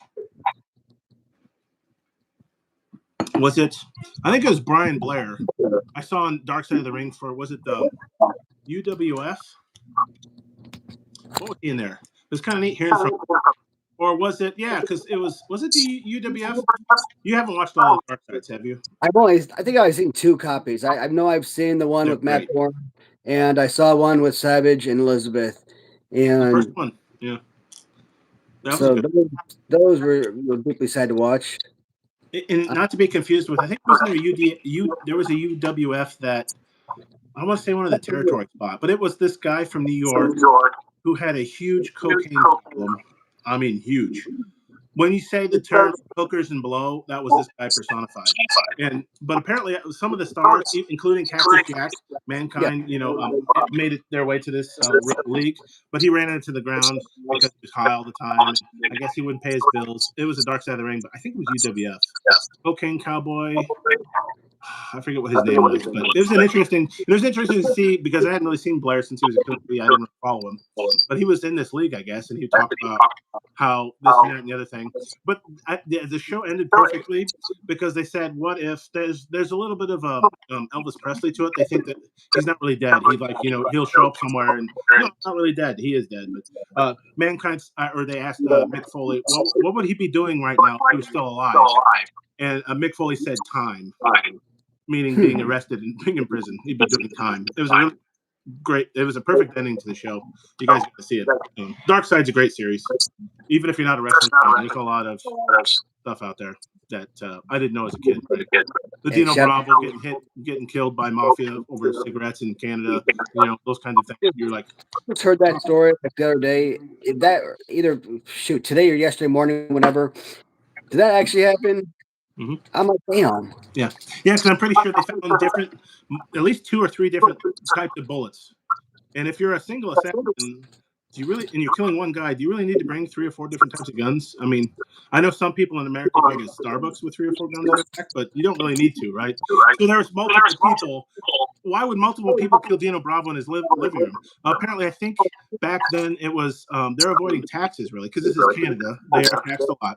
They were getting cigarettes from an Indian reservation, which are not taxed, kind of like I think we do in America. And it was like truckfuls. You think like Tony Soprano, truckfuls of cigarettes. And I don't know if it got stolen or they lost it somehow. And you think, well, how much could cigarettes be? But a truck full of cigarettes, I think, was like 50 grand or something.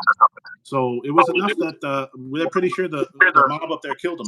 And I think it was Quebec because he actually ran the territory for a while before. Once again, the WWF got these guys that were stars in their territory. They brought him up, and was Dino Bravo much more than a kind of an evil jobber? They really didn't do much with him in the WWF that I remember. But he ran the territory in Quebec. He was Hulk Hogan back before he became the WWF. But he saw the writing on the wall, right? Vince McMahon might be a human turd. He was a great businessman. And he took risks, like a lot of great businessmen and women need to do. He wiped out everyone, right? Up until Bischoff got lucky for a year and a half. 83 weeks, isn't that his name of his podcast? I feel bad for the guy. I'm like, yeah, you beat WWF for 83 weeks, but Vince McMahon has beaten everyone for like 30, 40 years, right? I feel bad for the guy. He did beat him legitimately. Well, how did he beat him? He hired a bunch of Macho Man, Hulk Hogan. He hired a bunch of WWF guys, right? And then they did an invasion angle that New Japan or someone did years ago. So what did Bischoff really do? I mean, it worked. It worked on me. I loved it. But, at the time, it was a great Monday Night Wars was awesome. But now, what's funny, another great Dark Side of the Ring, not to delay this, but I'm weirdly extrovertedly introverted. They had a Dark Side of the Ring on the Montreal Screw Job. Bret Hart getting screwed, which I didn't watch. I wasn't. What happened is things I did see. Well, so that's where the start of the evil Vince McMahon character came. And Vince didn't see it coming. He thought he was on the right. And in some ways he was. There's the old tradition. You leave the territory, you leave the league, you drop the belt. It just so happens that Shawn, particularly at that time, was an incredible turd. and Brett was not going to do the job for him. No way, no how. So they stole it from him. Now, depending on who you talk to, about 700 people came up with the idea. So we don't know who actually came up with the screw job idea. But so then he goes on, I think Monday Night Raw the next week or two, and he talks about the famous line, Brett screwed Brett. Vince thought he was the good guy. And that went over like a lead balloon. Everybody hated him. But to his credit, he leaned into it. He became evil Vince McMahon, the evil empire, and now he's got the perfect foil for Stone Cold Steve Austin, who doesn't hate their boss, and that's what kind of turned around WWF. So invariably screwing over Bret Hart, who then went to WCW, they squandered him.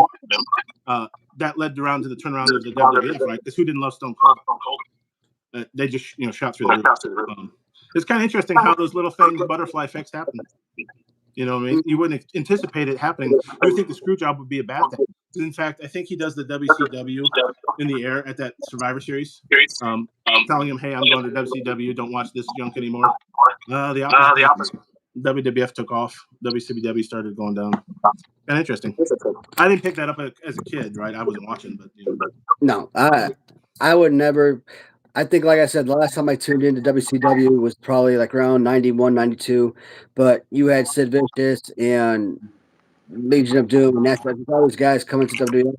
But what else was WCW offering that the WWF wasn't?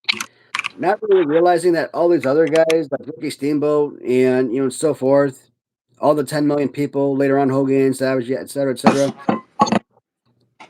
even me, Jim Okerlund, and Elizabeth, all these people transferring over to the WCW. So it's like, I guess I had one station, one thing that I followed, and that was it. I guess like later on in life, when I became a baseball fan, I stopped following basketball. Of course, it really helped that the Bulls suck. But I was going to say, they didn't really give you a reason to follow them. I mean, I watched Derrick Rose, but they can never go over the playoff humps. And then I don't know, basketball kind of got, I don't know, maybe they scored too many points. I don't know what it is about basketball now as an adult. I haven't watched a lot of basketball. I will watch March Madness. I like tournaments. So that is kind of fun seeing the underdogs and stuff. But that's probably about it for basketball. Yeah, WCW was. Yeah, a lot of people are here talking about John Gonzalez being in basketball. Yeah. He was signed by Ted Turner's Hawks. Yeah, and I think that's how he got to start because they saw how tall he was. WCW's in Atlanta. They're like, hey, maybe we can make him a wrestler. He wasn't that. Wrestling is harder than they made it out, right? They just kind of assumed, oh, a big guy, just make him a wrestler. Well, he couldn't really talk, so you need a manager. I guess you could solve it.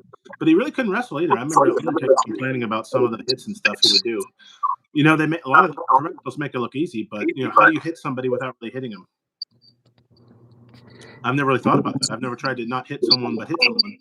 Right? It's like Schrodinger's punch. How do you do that? I'm going to hit you without hitting you. Yeah, a lot of us grew up on WWF. Man, I think I'm like way in the middle of this discussion. I don't know if you're like reading out the bottom and kind of work your way up, but that's what I've been doing. It just helps because the scroll bar scrolls me to the bottom, so then I think I missed some stuff on the Young Stallions Jobber stream. Yeah, Jobber stream. So guys, I am reading everybody's comments. So I am, taking heed and listening to what your guys are saying, and I'm trying my best to incorporate a lot of your questions into the conversation. That's funny. It's a jobber stream. They played an important role. I mean, yeah, not all of us can be Hulk Hogan and Ultimate Warrior, right? Sometimes you got to come off the bench and pinch hit or whatever. Whatever metaphor you appreciate. Enhancement talent, jobber, whatever you want to call it. Now, they probably don't use job. If you've noticed, they had a lot more house shows and stuff back then than they do now. So I wonder if jobbers have lost their jobs. Right? You had to fill in with stuff, and you want to show your incoming stars big or whatever.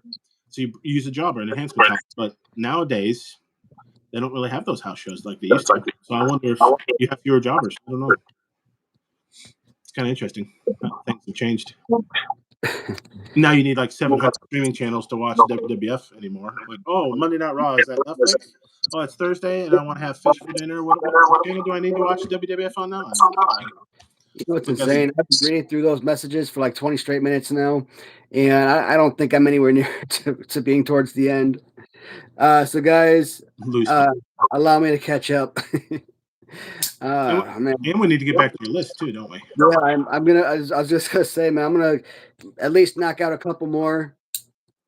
I mean, shoot, we're on number 4. We could go through this. Number 4, I selected the Series 10 Black Shawn Michaels. Hmm.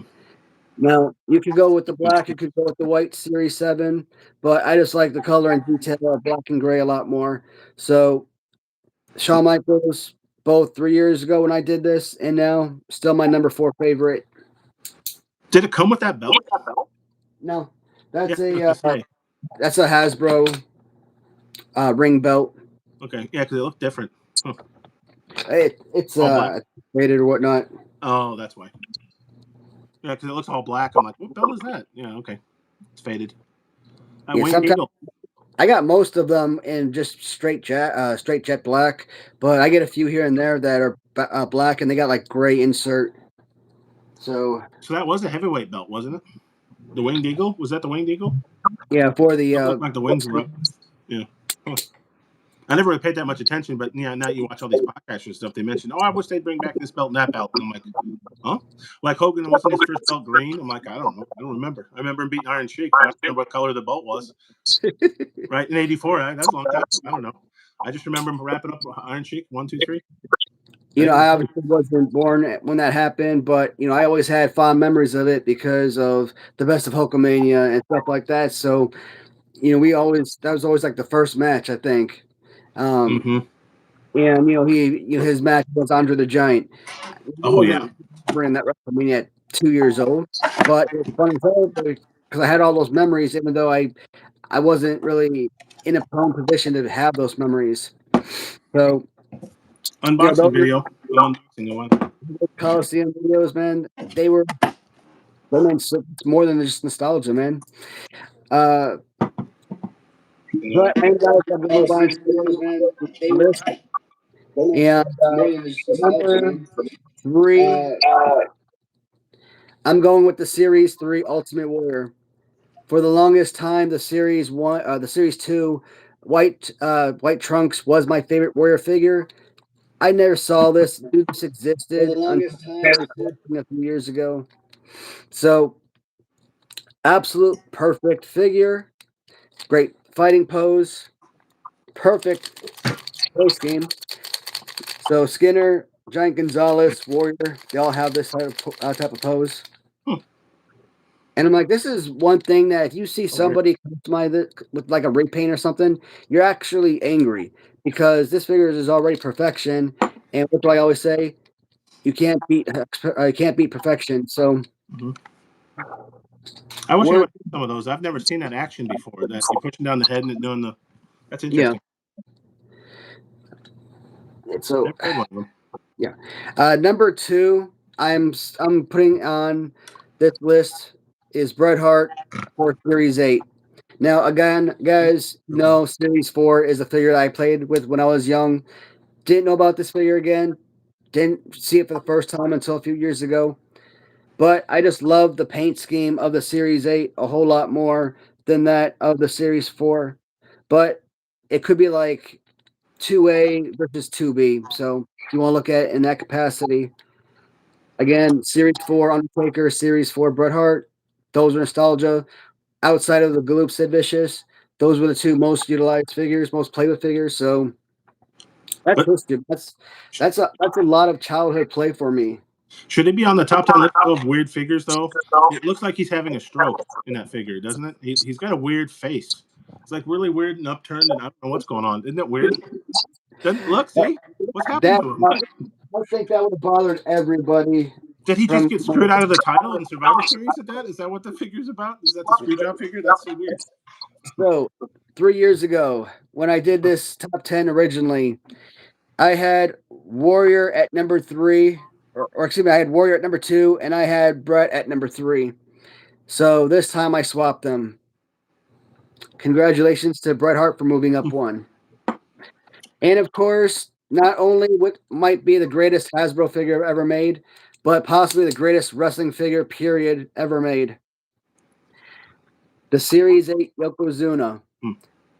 Yes, the Series 11 is much more valuable, but still, what do I always say with heavy figures? When you hold them in your hand, you feel that weight, you feel the value. This, if you're a kid, like I would be nervous to play with this because I want to keep it perfect. Hmm. I love the width and the girth of the figure, the weight of it. Perfect, arms out, play pose, just like I love, but right in front of you. And the slapping motion, that's like my favorite pose, Oh, that's right? what he does. Okay. So, I mean, it's because it's so simple. Hmm. And Yokozuna, one of the biggest, probably best heels of my lifetime. Up there with Andre and Vader, but I say Yokozuna probably has to take the top cake for me. Um, Still, last year or a few years ago when I did this, and now there's no change. This could even be better than my Holy Grail figures, my George Washington figures, Sid Vicious, Galoob. Is that your favorite figure of all time? The Vicious Gloob? It was my entire life. I did a video probably a year or so ago, maybe 2 years, I don't remember, where I kind of gave a countdown of like the top 10, top 15 best figures. And I actually had Sid Vicious, Galoob at number two with Yokozuna at number one. But I never had this figure before. Hmm. Like when I started collecting a few years ago, first time I ever saw one, first time I ever held one in my hand. But it's just the size, girth, look, weight, everything is just perfect. Yeah, I never had a Yoko figure. Is that an expensive one to get then? You're saying the other one's more expensive, but how hard would it be to get that Yoko on If like you're eBay getting and it stuff? from a if you're getting it from a UK seller, maybe around $30. If you're getting it from a US seller, anywhere between $30 on the extreme low to as high as let's say $90. And the other Yoko's worth more? Well, the Series 11 is worth about $250 loose. Yeah, I'd say so. Wow, loose. Hmm. So Yeah.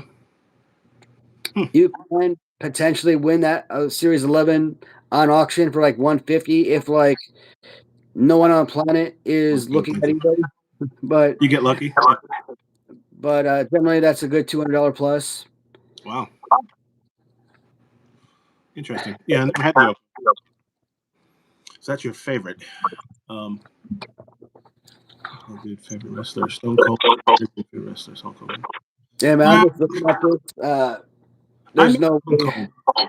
There's no way that I'm gonna make it through the top 10 least favorite. No, I'm probably gonna have to save that for another stream. But I have OCD and I want this to go at least an even number. So I'm saying 2 hours. there's a question about favorite wrestler. I don't think Stone Cold's my favorite. I mean, I miss Stone Cold in his prime. I wasn't watching enough. Maybe Bret Hart.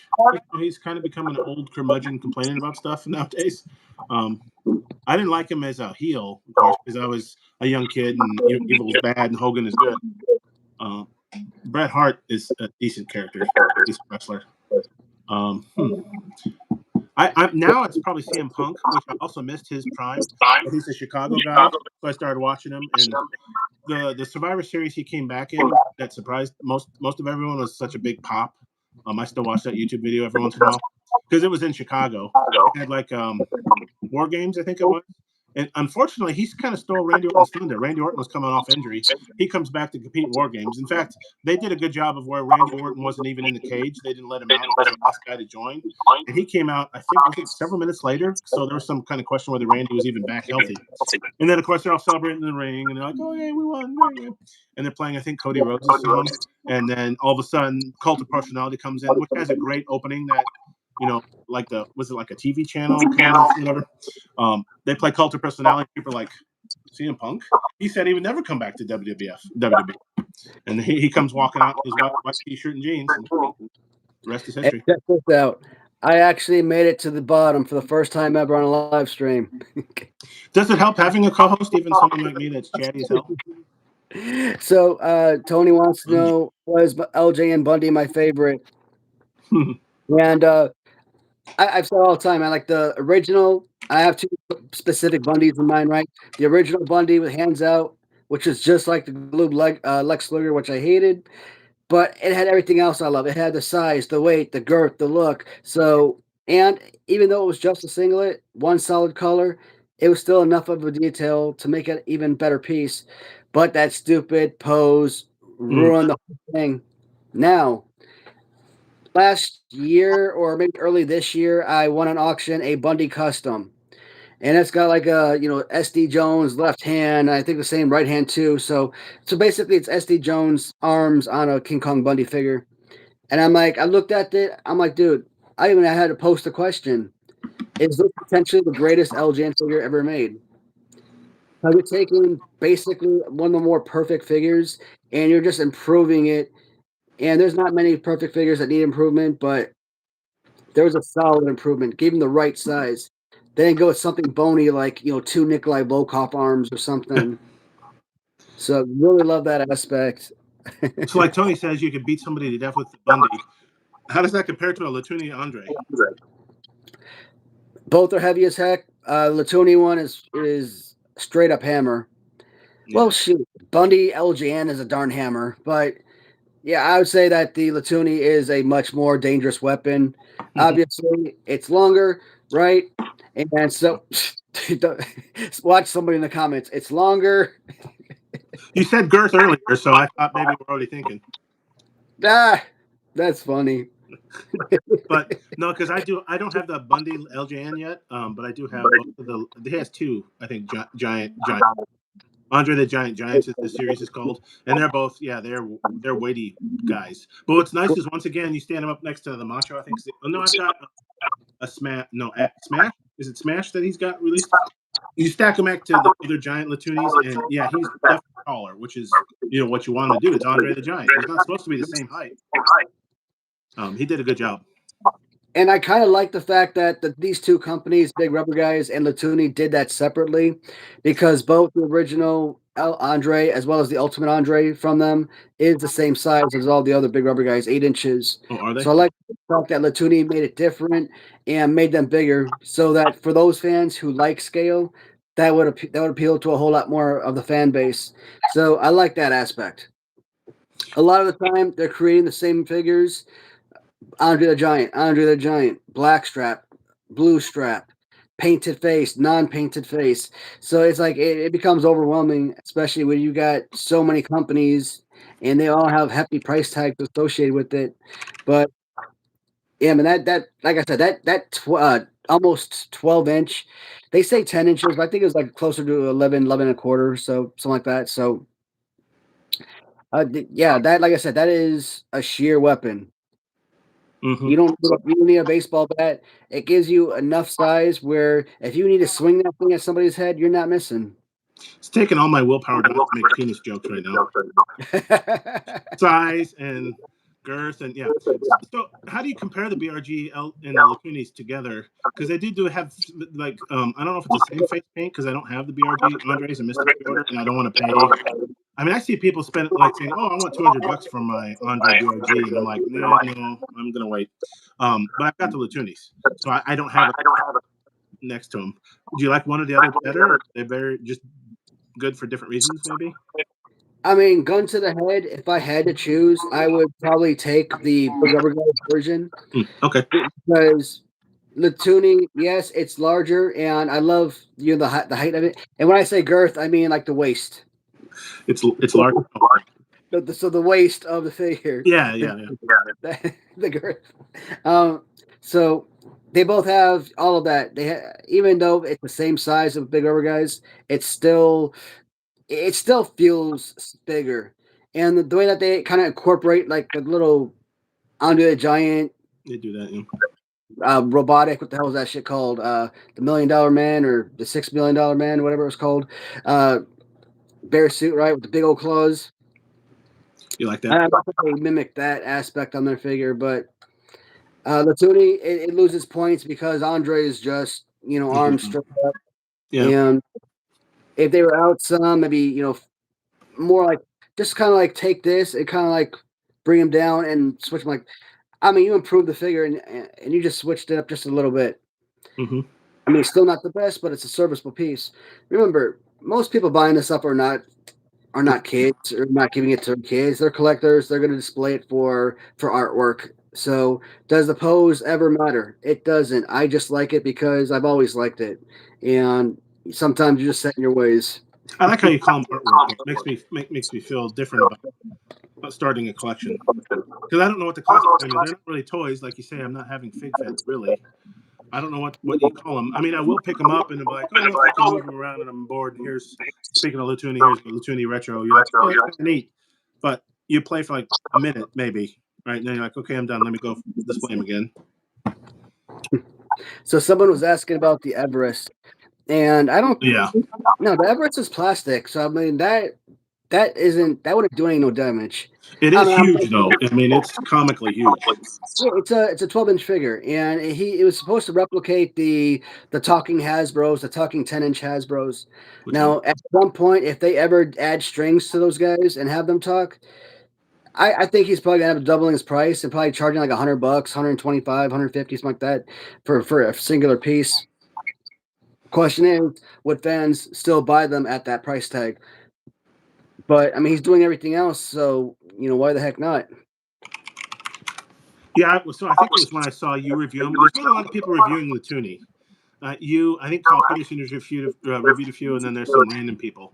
I wasn't sure if I wanted the Everest one because it's not rubber. I love the rubber feel, the LGN style. But I did break down since it's in stock. I'm like, I'm going to buy it. I have a chance to essentially collect all the Lutuni. So I really like most of his stuff. So I ended up buying it, and I'll probably buy. I don't know if I want the variants or not because it's the same pose but with white trunks for Macho. I do need one of the Legion of Dooms though. I love the Road Warriors, so I have to get at least one. I don't know if I want to get both or not. I don't know.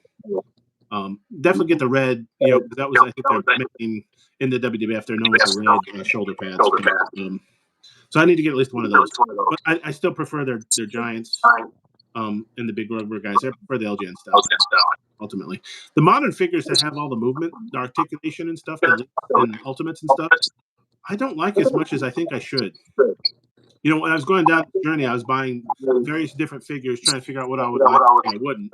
And I'd buy a few random ones, and there's probably some more for nostalgia, like the Gobbledygook, or a Bobby the Heenan in Weasel costume. That's a neat one. But they're articulated, which I don't really care. It's for the nostalgia. Retros. And then LGN or Gloob, I think, are the ones. I've already pre-ordered the Top Rope Collectibles ones. I think that'll be good. Yeah, what a rush. Warriors. Am I the only one that misremembers? But I always felt like the Road Warriors were booked poorly in the WWF. They didn't put them over. Like the Road Warriors were a dominating tag team. When they hit the WWF, they should have been like Demolition. And I never felt like they got that booking treatment. I didn't know what that meant as a kid, like what the concept of booking is. I know that now, but as a kid, I didn't know. I just knew, like, hey, wait, why are the Road Warriors the Legion of Doom, right? Yeah, I didn't know. I was thinking about these guys jumping ship and going from one territory to Doom. Like, even as far back as 84 or 85, when Series 1 of Remco's released, you look at the card back of the cards, Jesus. It says right there, Road Warriors, Legion of Doom Road Warriors. And I'm like, so it wasn't something, they were Road Warriors here, and then they went to WWF. It became Legion of Doom. They were always known as by both names, and I thought that was fascinating. I mean, honestly, Legion of Doom sounds kind of cooler. I mean, Road Warriors fits in with the, who's the actor? Australian. Mel Gibson's. Fits in with the Mel Gibson, Road Warriors franchise, which is what they were playing off of. But Legion of Doom, now that you think about it, is actually better. Rocco Dow. They were the Midnight Express's opponent in that scaffold match. Road Warriors were. And apparently, I think it was Hawk was playing with a broken leg. I didn't realize that. Playing wrestling. Dude, did you see the freaking video on YouTube where it's like a 20-minute video in the locker room of like an NWA, WCW event, and you had Legion of Doom and a bunch of other guys back there, probably Lex Luger, maybe Sting or someone. So I don't remember all of the people that are back there, but I remember some manager was sitting back there like reading a magazine while all these guys are snorting coke, and I'm like, dude, I mean, you're allowing somebody to film this while you're doing illegal drugs. I'm like, that's crazy. That's interesting. I'm not surprised they're doing the coke. I'm probably more surprised they're filming it. Yeah. I mean, you need something to do with all the pain. I mean, they traveled like crazy, and that's one of the things I learned by listening to Cornette. He would talk about their traveling. It was like nonstop. Even though he didn't wrestle, that could be tiring. They would travel more than anyone you'd know. They travel more than a baseball team. Like at least baseball teams, you got 2 or 3 games in the in one city. You can stick around for a little bit. But no, there'll be sometimes they travel from one side of the state to the other in the same day because they got a noon show and then they got the 10 o'clock. They'd wrestle twice on Sunday and all that other stuff. All those house shows that they really don't do anymore. Modern wrestlers, they can still get hurt, but have it a lot easier, of course. But it's kind of interesting. I don't know what it is that draws people to wrestling. What drew all to wrestling. And you still see like these older fellas are really still into wrestling. When you hear your Cornettes and Bruce Pritchards and all that stuff, they're still really into the sport, even if they're not doing it anymore. The art more than sport. I mean, it's athletic. It's like an athletic art form, you'd say. They're telling stories, right? Uh-oh. Are we back? Yeah. Dude, you want to hear an embarrassing thing just a few seconds ago? What happened? So I'm sitting here, right, and it's like an hour, 45 minutes in, hour, 47 minutes, 30 seconds, whatever. And I'm sitting here, I'm watching you, and I'm looking at this person on this side of the screen, and I'm like, who the hell is that person? Oh, me? I'm so freaking drunk. And my vision is so messed up right now. I couldn't make myself out on this. I'm not there yet, but I'm feeling pretty happy. I'm on my third scotch. So E. Ross says, actually, the Road Warriors were from Minnesota. They're part of the Minnesota clan. I don't know why they said they were out of Chicago. Maybe that sounded better. But I always hear that too. Both met in Minnesota. I didn't know that as a kid. Once again, I mean, I got to preface that with everything I didn't know. But watching all this stuff, I kind of more enjoy the behind the scenes anymore. Yeah. Because I'll put on wrestling, but it's really a background thing now because it's going to be, oh, hey, wrestling's on. Let me get on my iPad or on my phone or do something else. My job is in IT, and I mean, everybody's multitasking nowadays. It's too easy to do, but in IT, it really is bad because you'll get a phone, you'll get a call, a text, an IM, an email, plus then you're working tickets. So you're kind of used to multitasking. I mean, even working from home, I've got this monitor here is on my work, and then I've got two other monitors on my PC because I'm listening to a podcast while I'm working, or I'm shopping. The other day when I'm a major mark, so Collect Major came out with their New York Comic Con exclusives. It was another Myers big rubber guy. Even though I'm not a big Brian Myers fan, I'm like, well, it's another rubber guy. I got to buy it. And then two Major Stars, which I don't think you've bought yet, right? The Major Stars line that they call them. They're these little guys. No, I won't be going for those. What would you call these? That's the part. They're like Funko sized, but they move. I mean, I've heard the name Brawler, but I don't know if that's what they were. They're not a micro brawler. And this waist action is ludicrous. I really enjoy him. The one thing I don't enjoy is that Macho Man's the only legitimate star of their first. They have Danhausen, which is a great like collectible figure. He's kind of weird, but he's not a wrestler. And then they always have Cardona and Myers. The first ones are always them two. Which I mean, hey, if I ran the company, I'm going to make a figure myself too. But next to the wrestling. Yeah, actually, yeah, Nikita Cole, isn't he? Yeah, he's but he went. I think he legitimately changed his name. Yeah, so that I heard the same thing. Yep. They don't do that anymore, but they talk about you're the gimmick 24/7. I think Abdullah the Butcher and some of those folks, they're out at Denny's. They're Abdullah the Butcher. They're not, what's his name? I forgot his real name. You know what I mean? If I'm out in public, I'm Abdullah the Butcher. I'm not, Joe Smiley or whatever. I forget his name. I feel bad. Maybe I never knew Abdullah's name, but I'm talking about. The gimmick is the gimmick. A lot of people, if they run up to you in the street, at a gas station, at a restaurant, grocery store, whatever, that a lot of people, they're gonna be like, "Hey, we're stars, or or we have a personal life. We respect safety and distance and all that." Yeah, I'm like, dude, if you chose against the spotlight and getting millions of dollars, sign a few autographs, take some pictures. It has to. These are folks that are, getting you paid. So I never quite like that. But it goes with the territory, doesn't it? That's why you always say, would you rather be rich or famous? I think I'd rather be rich. I don't want you to know that I'm rich. I don't think fame is all that great. Because like you said, let me just go down to the store and buy some milk and some scotch and some sliced cheese or whatever. And they're like, "Oh, Fly, can I have your autograph?" I'm like, "Oh no, I'm just trying to buy cereal here. Come on, that would suck." But if you're rich, actually, you could probably just pay someone. What am I saying, right? If you're famous and rich, you could just pay someone to go shopping for you, I guess. But I saw CM Punk complaining again. I guess what some people do is they camp out at airports and stuff because they know where the wrestlers are flying to get their autographs. And Punk and a few others have come out and say, "Hey, stop it." It's great that you're a fan, but I need to get on my merry way to wherever I'm going. And I do feel bad about people creeping essentially on those people. Yeah. Yeah. Was Arn from Minnesota? I was just watching. He was in Starcade with Ole Anderson in their kayfabe. They were brothers, even though they weren't. I heard Ole was a terrible kind of person to get along with. And he's obviously one of the more famous Four Horsemen too. Yeah, Punk is a Chicago guy. That's kind of why I liked him because I missed him. Well, so what's funny is I'm a Cubs fan. I'm also a Blackhawks fan. Berserker's from Minnesota? No shoot. I don't know if he is, but I'm also a Hawks fan. That's pretty interesting. This is how much of a mark. Before I got into figures, I was into replica Stanley Cups. So I got one for each championship the Hawks had. And then I think it was 2013, the Hawks won. And they had some wrestler, they said. I think they said Phil Brooks, or known as CM Punk. And he actually came on to their celebration parade and stuff and was talking about how he's a big Blackhawks fan. And I'm like, who the hell is this guy? Because I hadn't watched wrestling in years. And now that I look back at it, I'm like, oh, that's kind of neat that, Punk really does walk the walk. He really is like a Chicago sports fan. At the time, I didn't appreciate it, but there's my Cornette figure. Yeah, so I didn't plan for the Cornette shirt. It was next in the. I don't know if you guys have a rotation in your closet.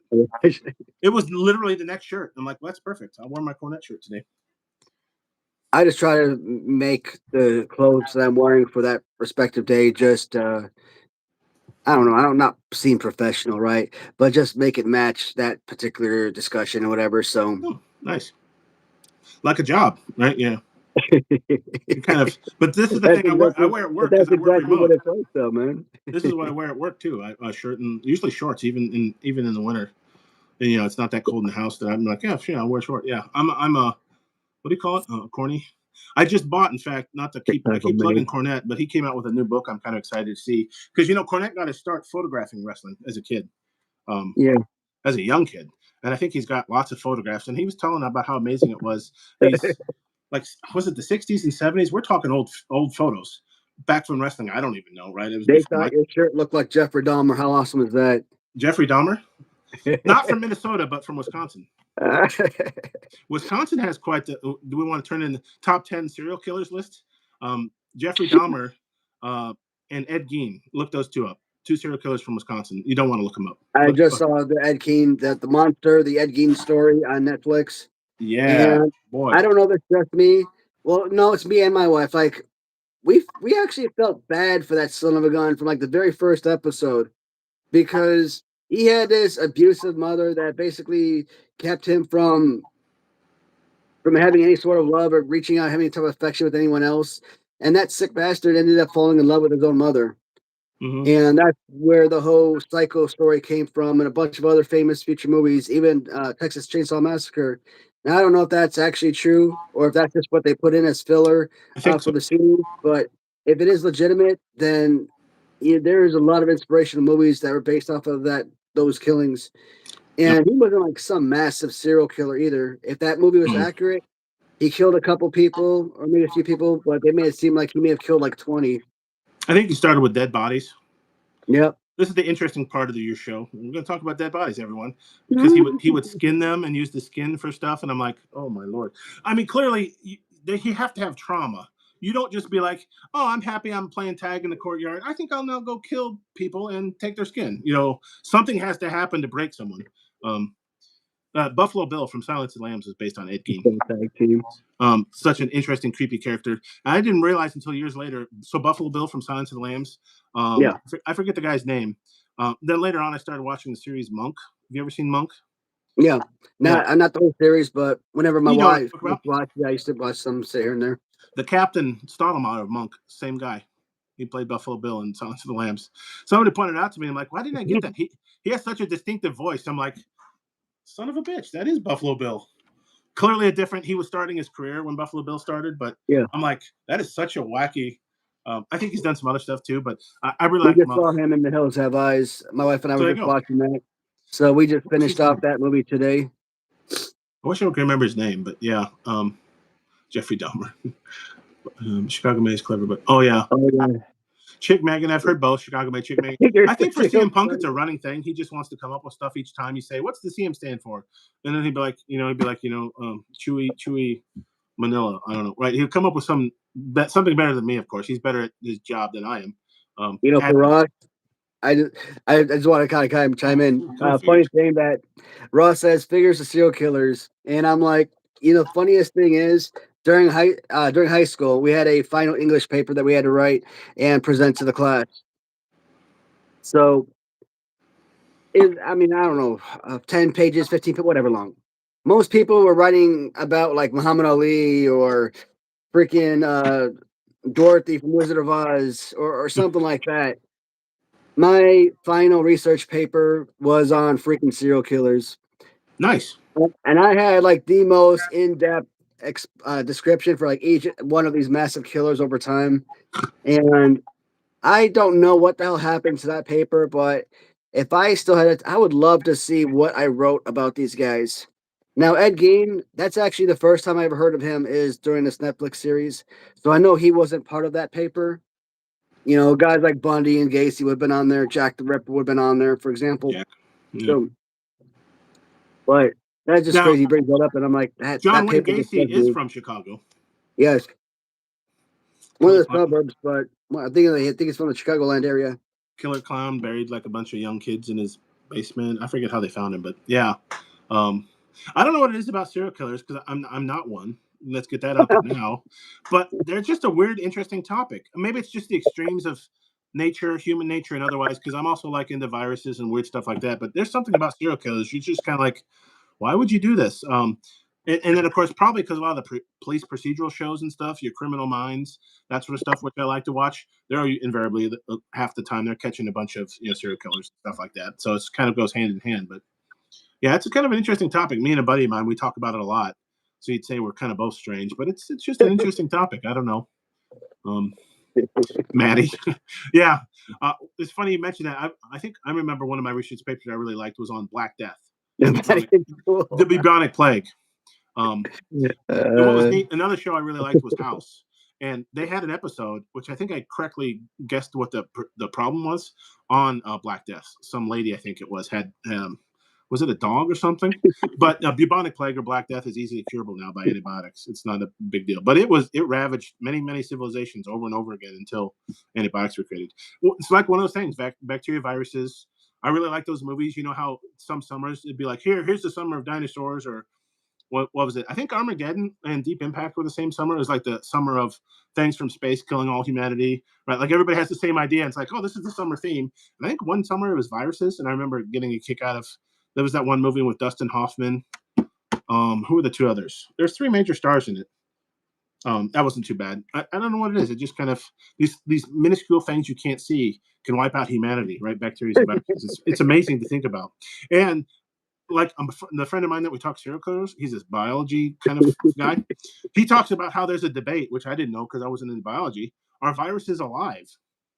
Apparently they debate that. They're like, well, they don't really eat. They don't. There's like four. I forget what they were. Like they don't reproduce. They don't eat. Viruses need a host to survive. So most people think, I guess, viruses aren't really alive. So I'm like, well, what are they then? I don't know. They do a lot of damage. From colds to bubonic plague and worse. It's kind of interesting. And I think a person needs to be severely high or severely drunk to be answering these poetic questions. Well, I've had something to drink, but I mean, this is philosophical Outbreak. stuff right here. Thank you, Tony. Yeah, Outbreak. That was the movie I was thinking of. Who else was it? Wasn't it? Am I right with Dustin Hoffman? I didn't want to look up. I've got the computer here, but there's at least two other people. Outbreak. I'm sure I've seen the movie. I just don't remember. That's not. That's The Abyss. That was pretty good. Outbreak was with the monkey, right? Outbreak, yeah. I think it was a monkey. I think it was actually pseudo based on real events because then the National Geographic made like a kind of a dramedy about it. They kind of made. I think they made some stuff up too. But it was the one lady from ER, Juliana Margulies. Yeah. She played like a CDC something or other. And apparently, I think it was Ebola. Ebola is one of those fun diseases or viruses that cause. They're one of the hemorrhagic fevers, which doesn't sound as cool as it sounds, does it? Apparently, I think a bunch of monkeys, literally from Africa or somewhere, came, and it almost they kind of dramatized it like it got out. It really wasn't, but it was kind of shocking that Ebola made it to the United States continent. Really, Ebola only kind of flares up in Africa right now. All this conversation about monkeys, Ebola, and all that. Morgan Freeman, it could have been. Did you know that they're coming out with the new 12 Monkeys? Now, I don't know if it's a movie. I don't know if it's a movie or a TV series, but I heard that 12 Monkeys is coming out. That movie was such a trip. I never watched the TV show, but that movie was just amazingly trippy. I still don't don't know what think to I think of ever saw the movie. Like, You I need own to. it, but I just never watched it. You need to with Uh, Bruce Willis. Oh I my saw god. the Sci-Fi series. Bruce Willis, and then I never saw the sci-fi series, but I saw the movie. I think wasn't it Bruce Willis and then a Yep. young, what's his name? Dang it, Brad Pitt. Brad Pitt plays a really crazy character because I think it deals with time travel. It deals with wasn't it a Mhm. virus or bacteria he was going to release, and it's Yeah, I mean, very I trippy. just know based on what the series and that show ran about 4 or 5 years. So, Morgan Freeman and Rene Russo. Kevin but Spacey was in there. Outbreak. I finally looked it up. So you got Morgan Freeman. Rene Russo is the third I was trying to think of, but it says Kevin Spacey in here too. Maybe he was in there. now maybe I haven't seen that because I don't remember that cast working together. I remember at least the three. I don't know if Spacey had a big part, but I remember Russo, Hoffman, and Freeman. It was kind of dumb, but it was about viruses, so I'd give it a pass, right? We Yeah. all have those. It is what it is. Oh Man, man, no, I'm just noticing we've gone past the 2 hour mark already. you're welcome. So, yeah. Uh, You want to talk about Bros? I wanted to do the We got three choices. We could talk viruses, serial killers, or Hasbros. What do you think? no, but now we could. I was gonna say that we could do the series. Shit, what the hell was I talking about? Oh shoot, yeah, these are. I was gonna do like my top 10 least favorite Hasbro's in this video, but I've been Want feeling to? this for like the last 40 minutes. We could. I could shut up and you could talk for a while if you wanted. Oh no, man, I'm freaking out of it. So remember, we were going to talk. We were trying to think of ideas. Has anyone heard of this Heroes of Gujitsu line? I actually kept the package. I'm going to pitch it. Ooh. I bought one. Here's the package. It's like a stretchy figure, and they talk about crunchy marble filling. It almost sounds like a candy bar or something, and it really does. I only bought it because I'm a CM Punk fan. Yeah. So I concentrate on certain lines. Your retro, maybe LGN style, whatever. I'll buy other characters in LGN, but I will give it a go on if it's a CM Punk. And here he is. He's kind of weird. He does stretch. He can't stand. There's no way he's Yeah. going to stand, right. But it does. Can you hear that? Are those little pebbles or something? Or That's the crunchy marble filling. It's very weird. I don't know how to describe it. Everything but his head. His head's pretty solid. you And would of think it course, might be candy or like a gel feel to it or something. I keep thinking of like Nestle Crunch or Crackle. Those rice-filled candies. When they say marble filling, I'm like, now I want $100,000 or something. What the heck are you guys doing? It's kind of fun. I definitely won't buy any others, but this is the kind of thing like I want to play and find like a different line and just play with it. Yeah. I bought one punk. Those micro brawlers you called, I bought 2 of those punks on eBay, and they're okay. I don't think I'd buy them again, especially because people are selling them for like $20. Those little micro brawlers. They're not $20 worth.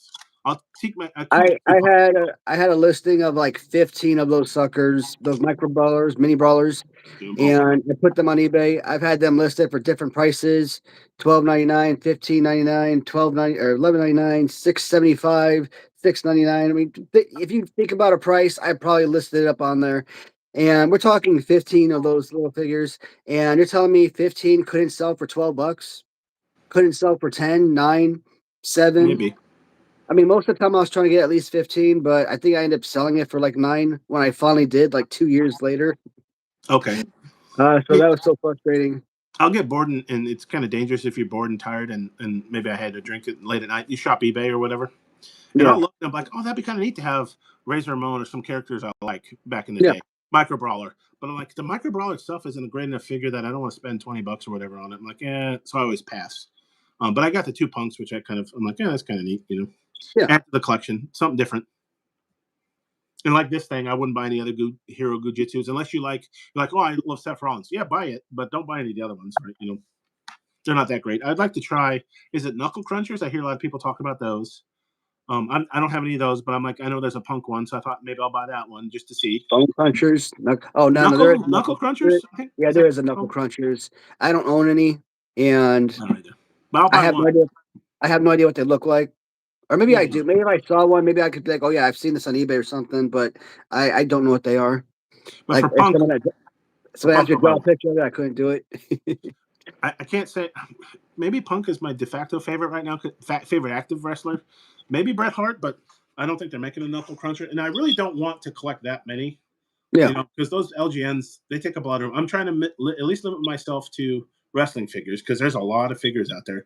I know Big Bad Toy Store had a sale on because it's a great movie, Princess Bride. They had an Andre the Giant figure from Princess Bride on sale, and I thought about buying it because I'm like, does that break the rule? He was a wrestler, but he's in an acting gig, and I ended up not buying it because the face looked kind of wonky. But that's how dangerous it gets. You got to have these rules because otherwise, um, the money and the space. I don't. I Yeah. look at like all the figures on your wall, and it drives me a little. I'm a little anxious. I like. I'm trying to declutter, and I'm actively buying figures that. So that's why I like pre-orders because they're not taking up space yet.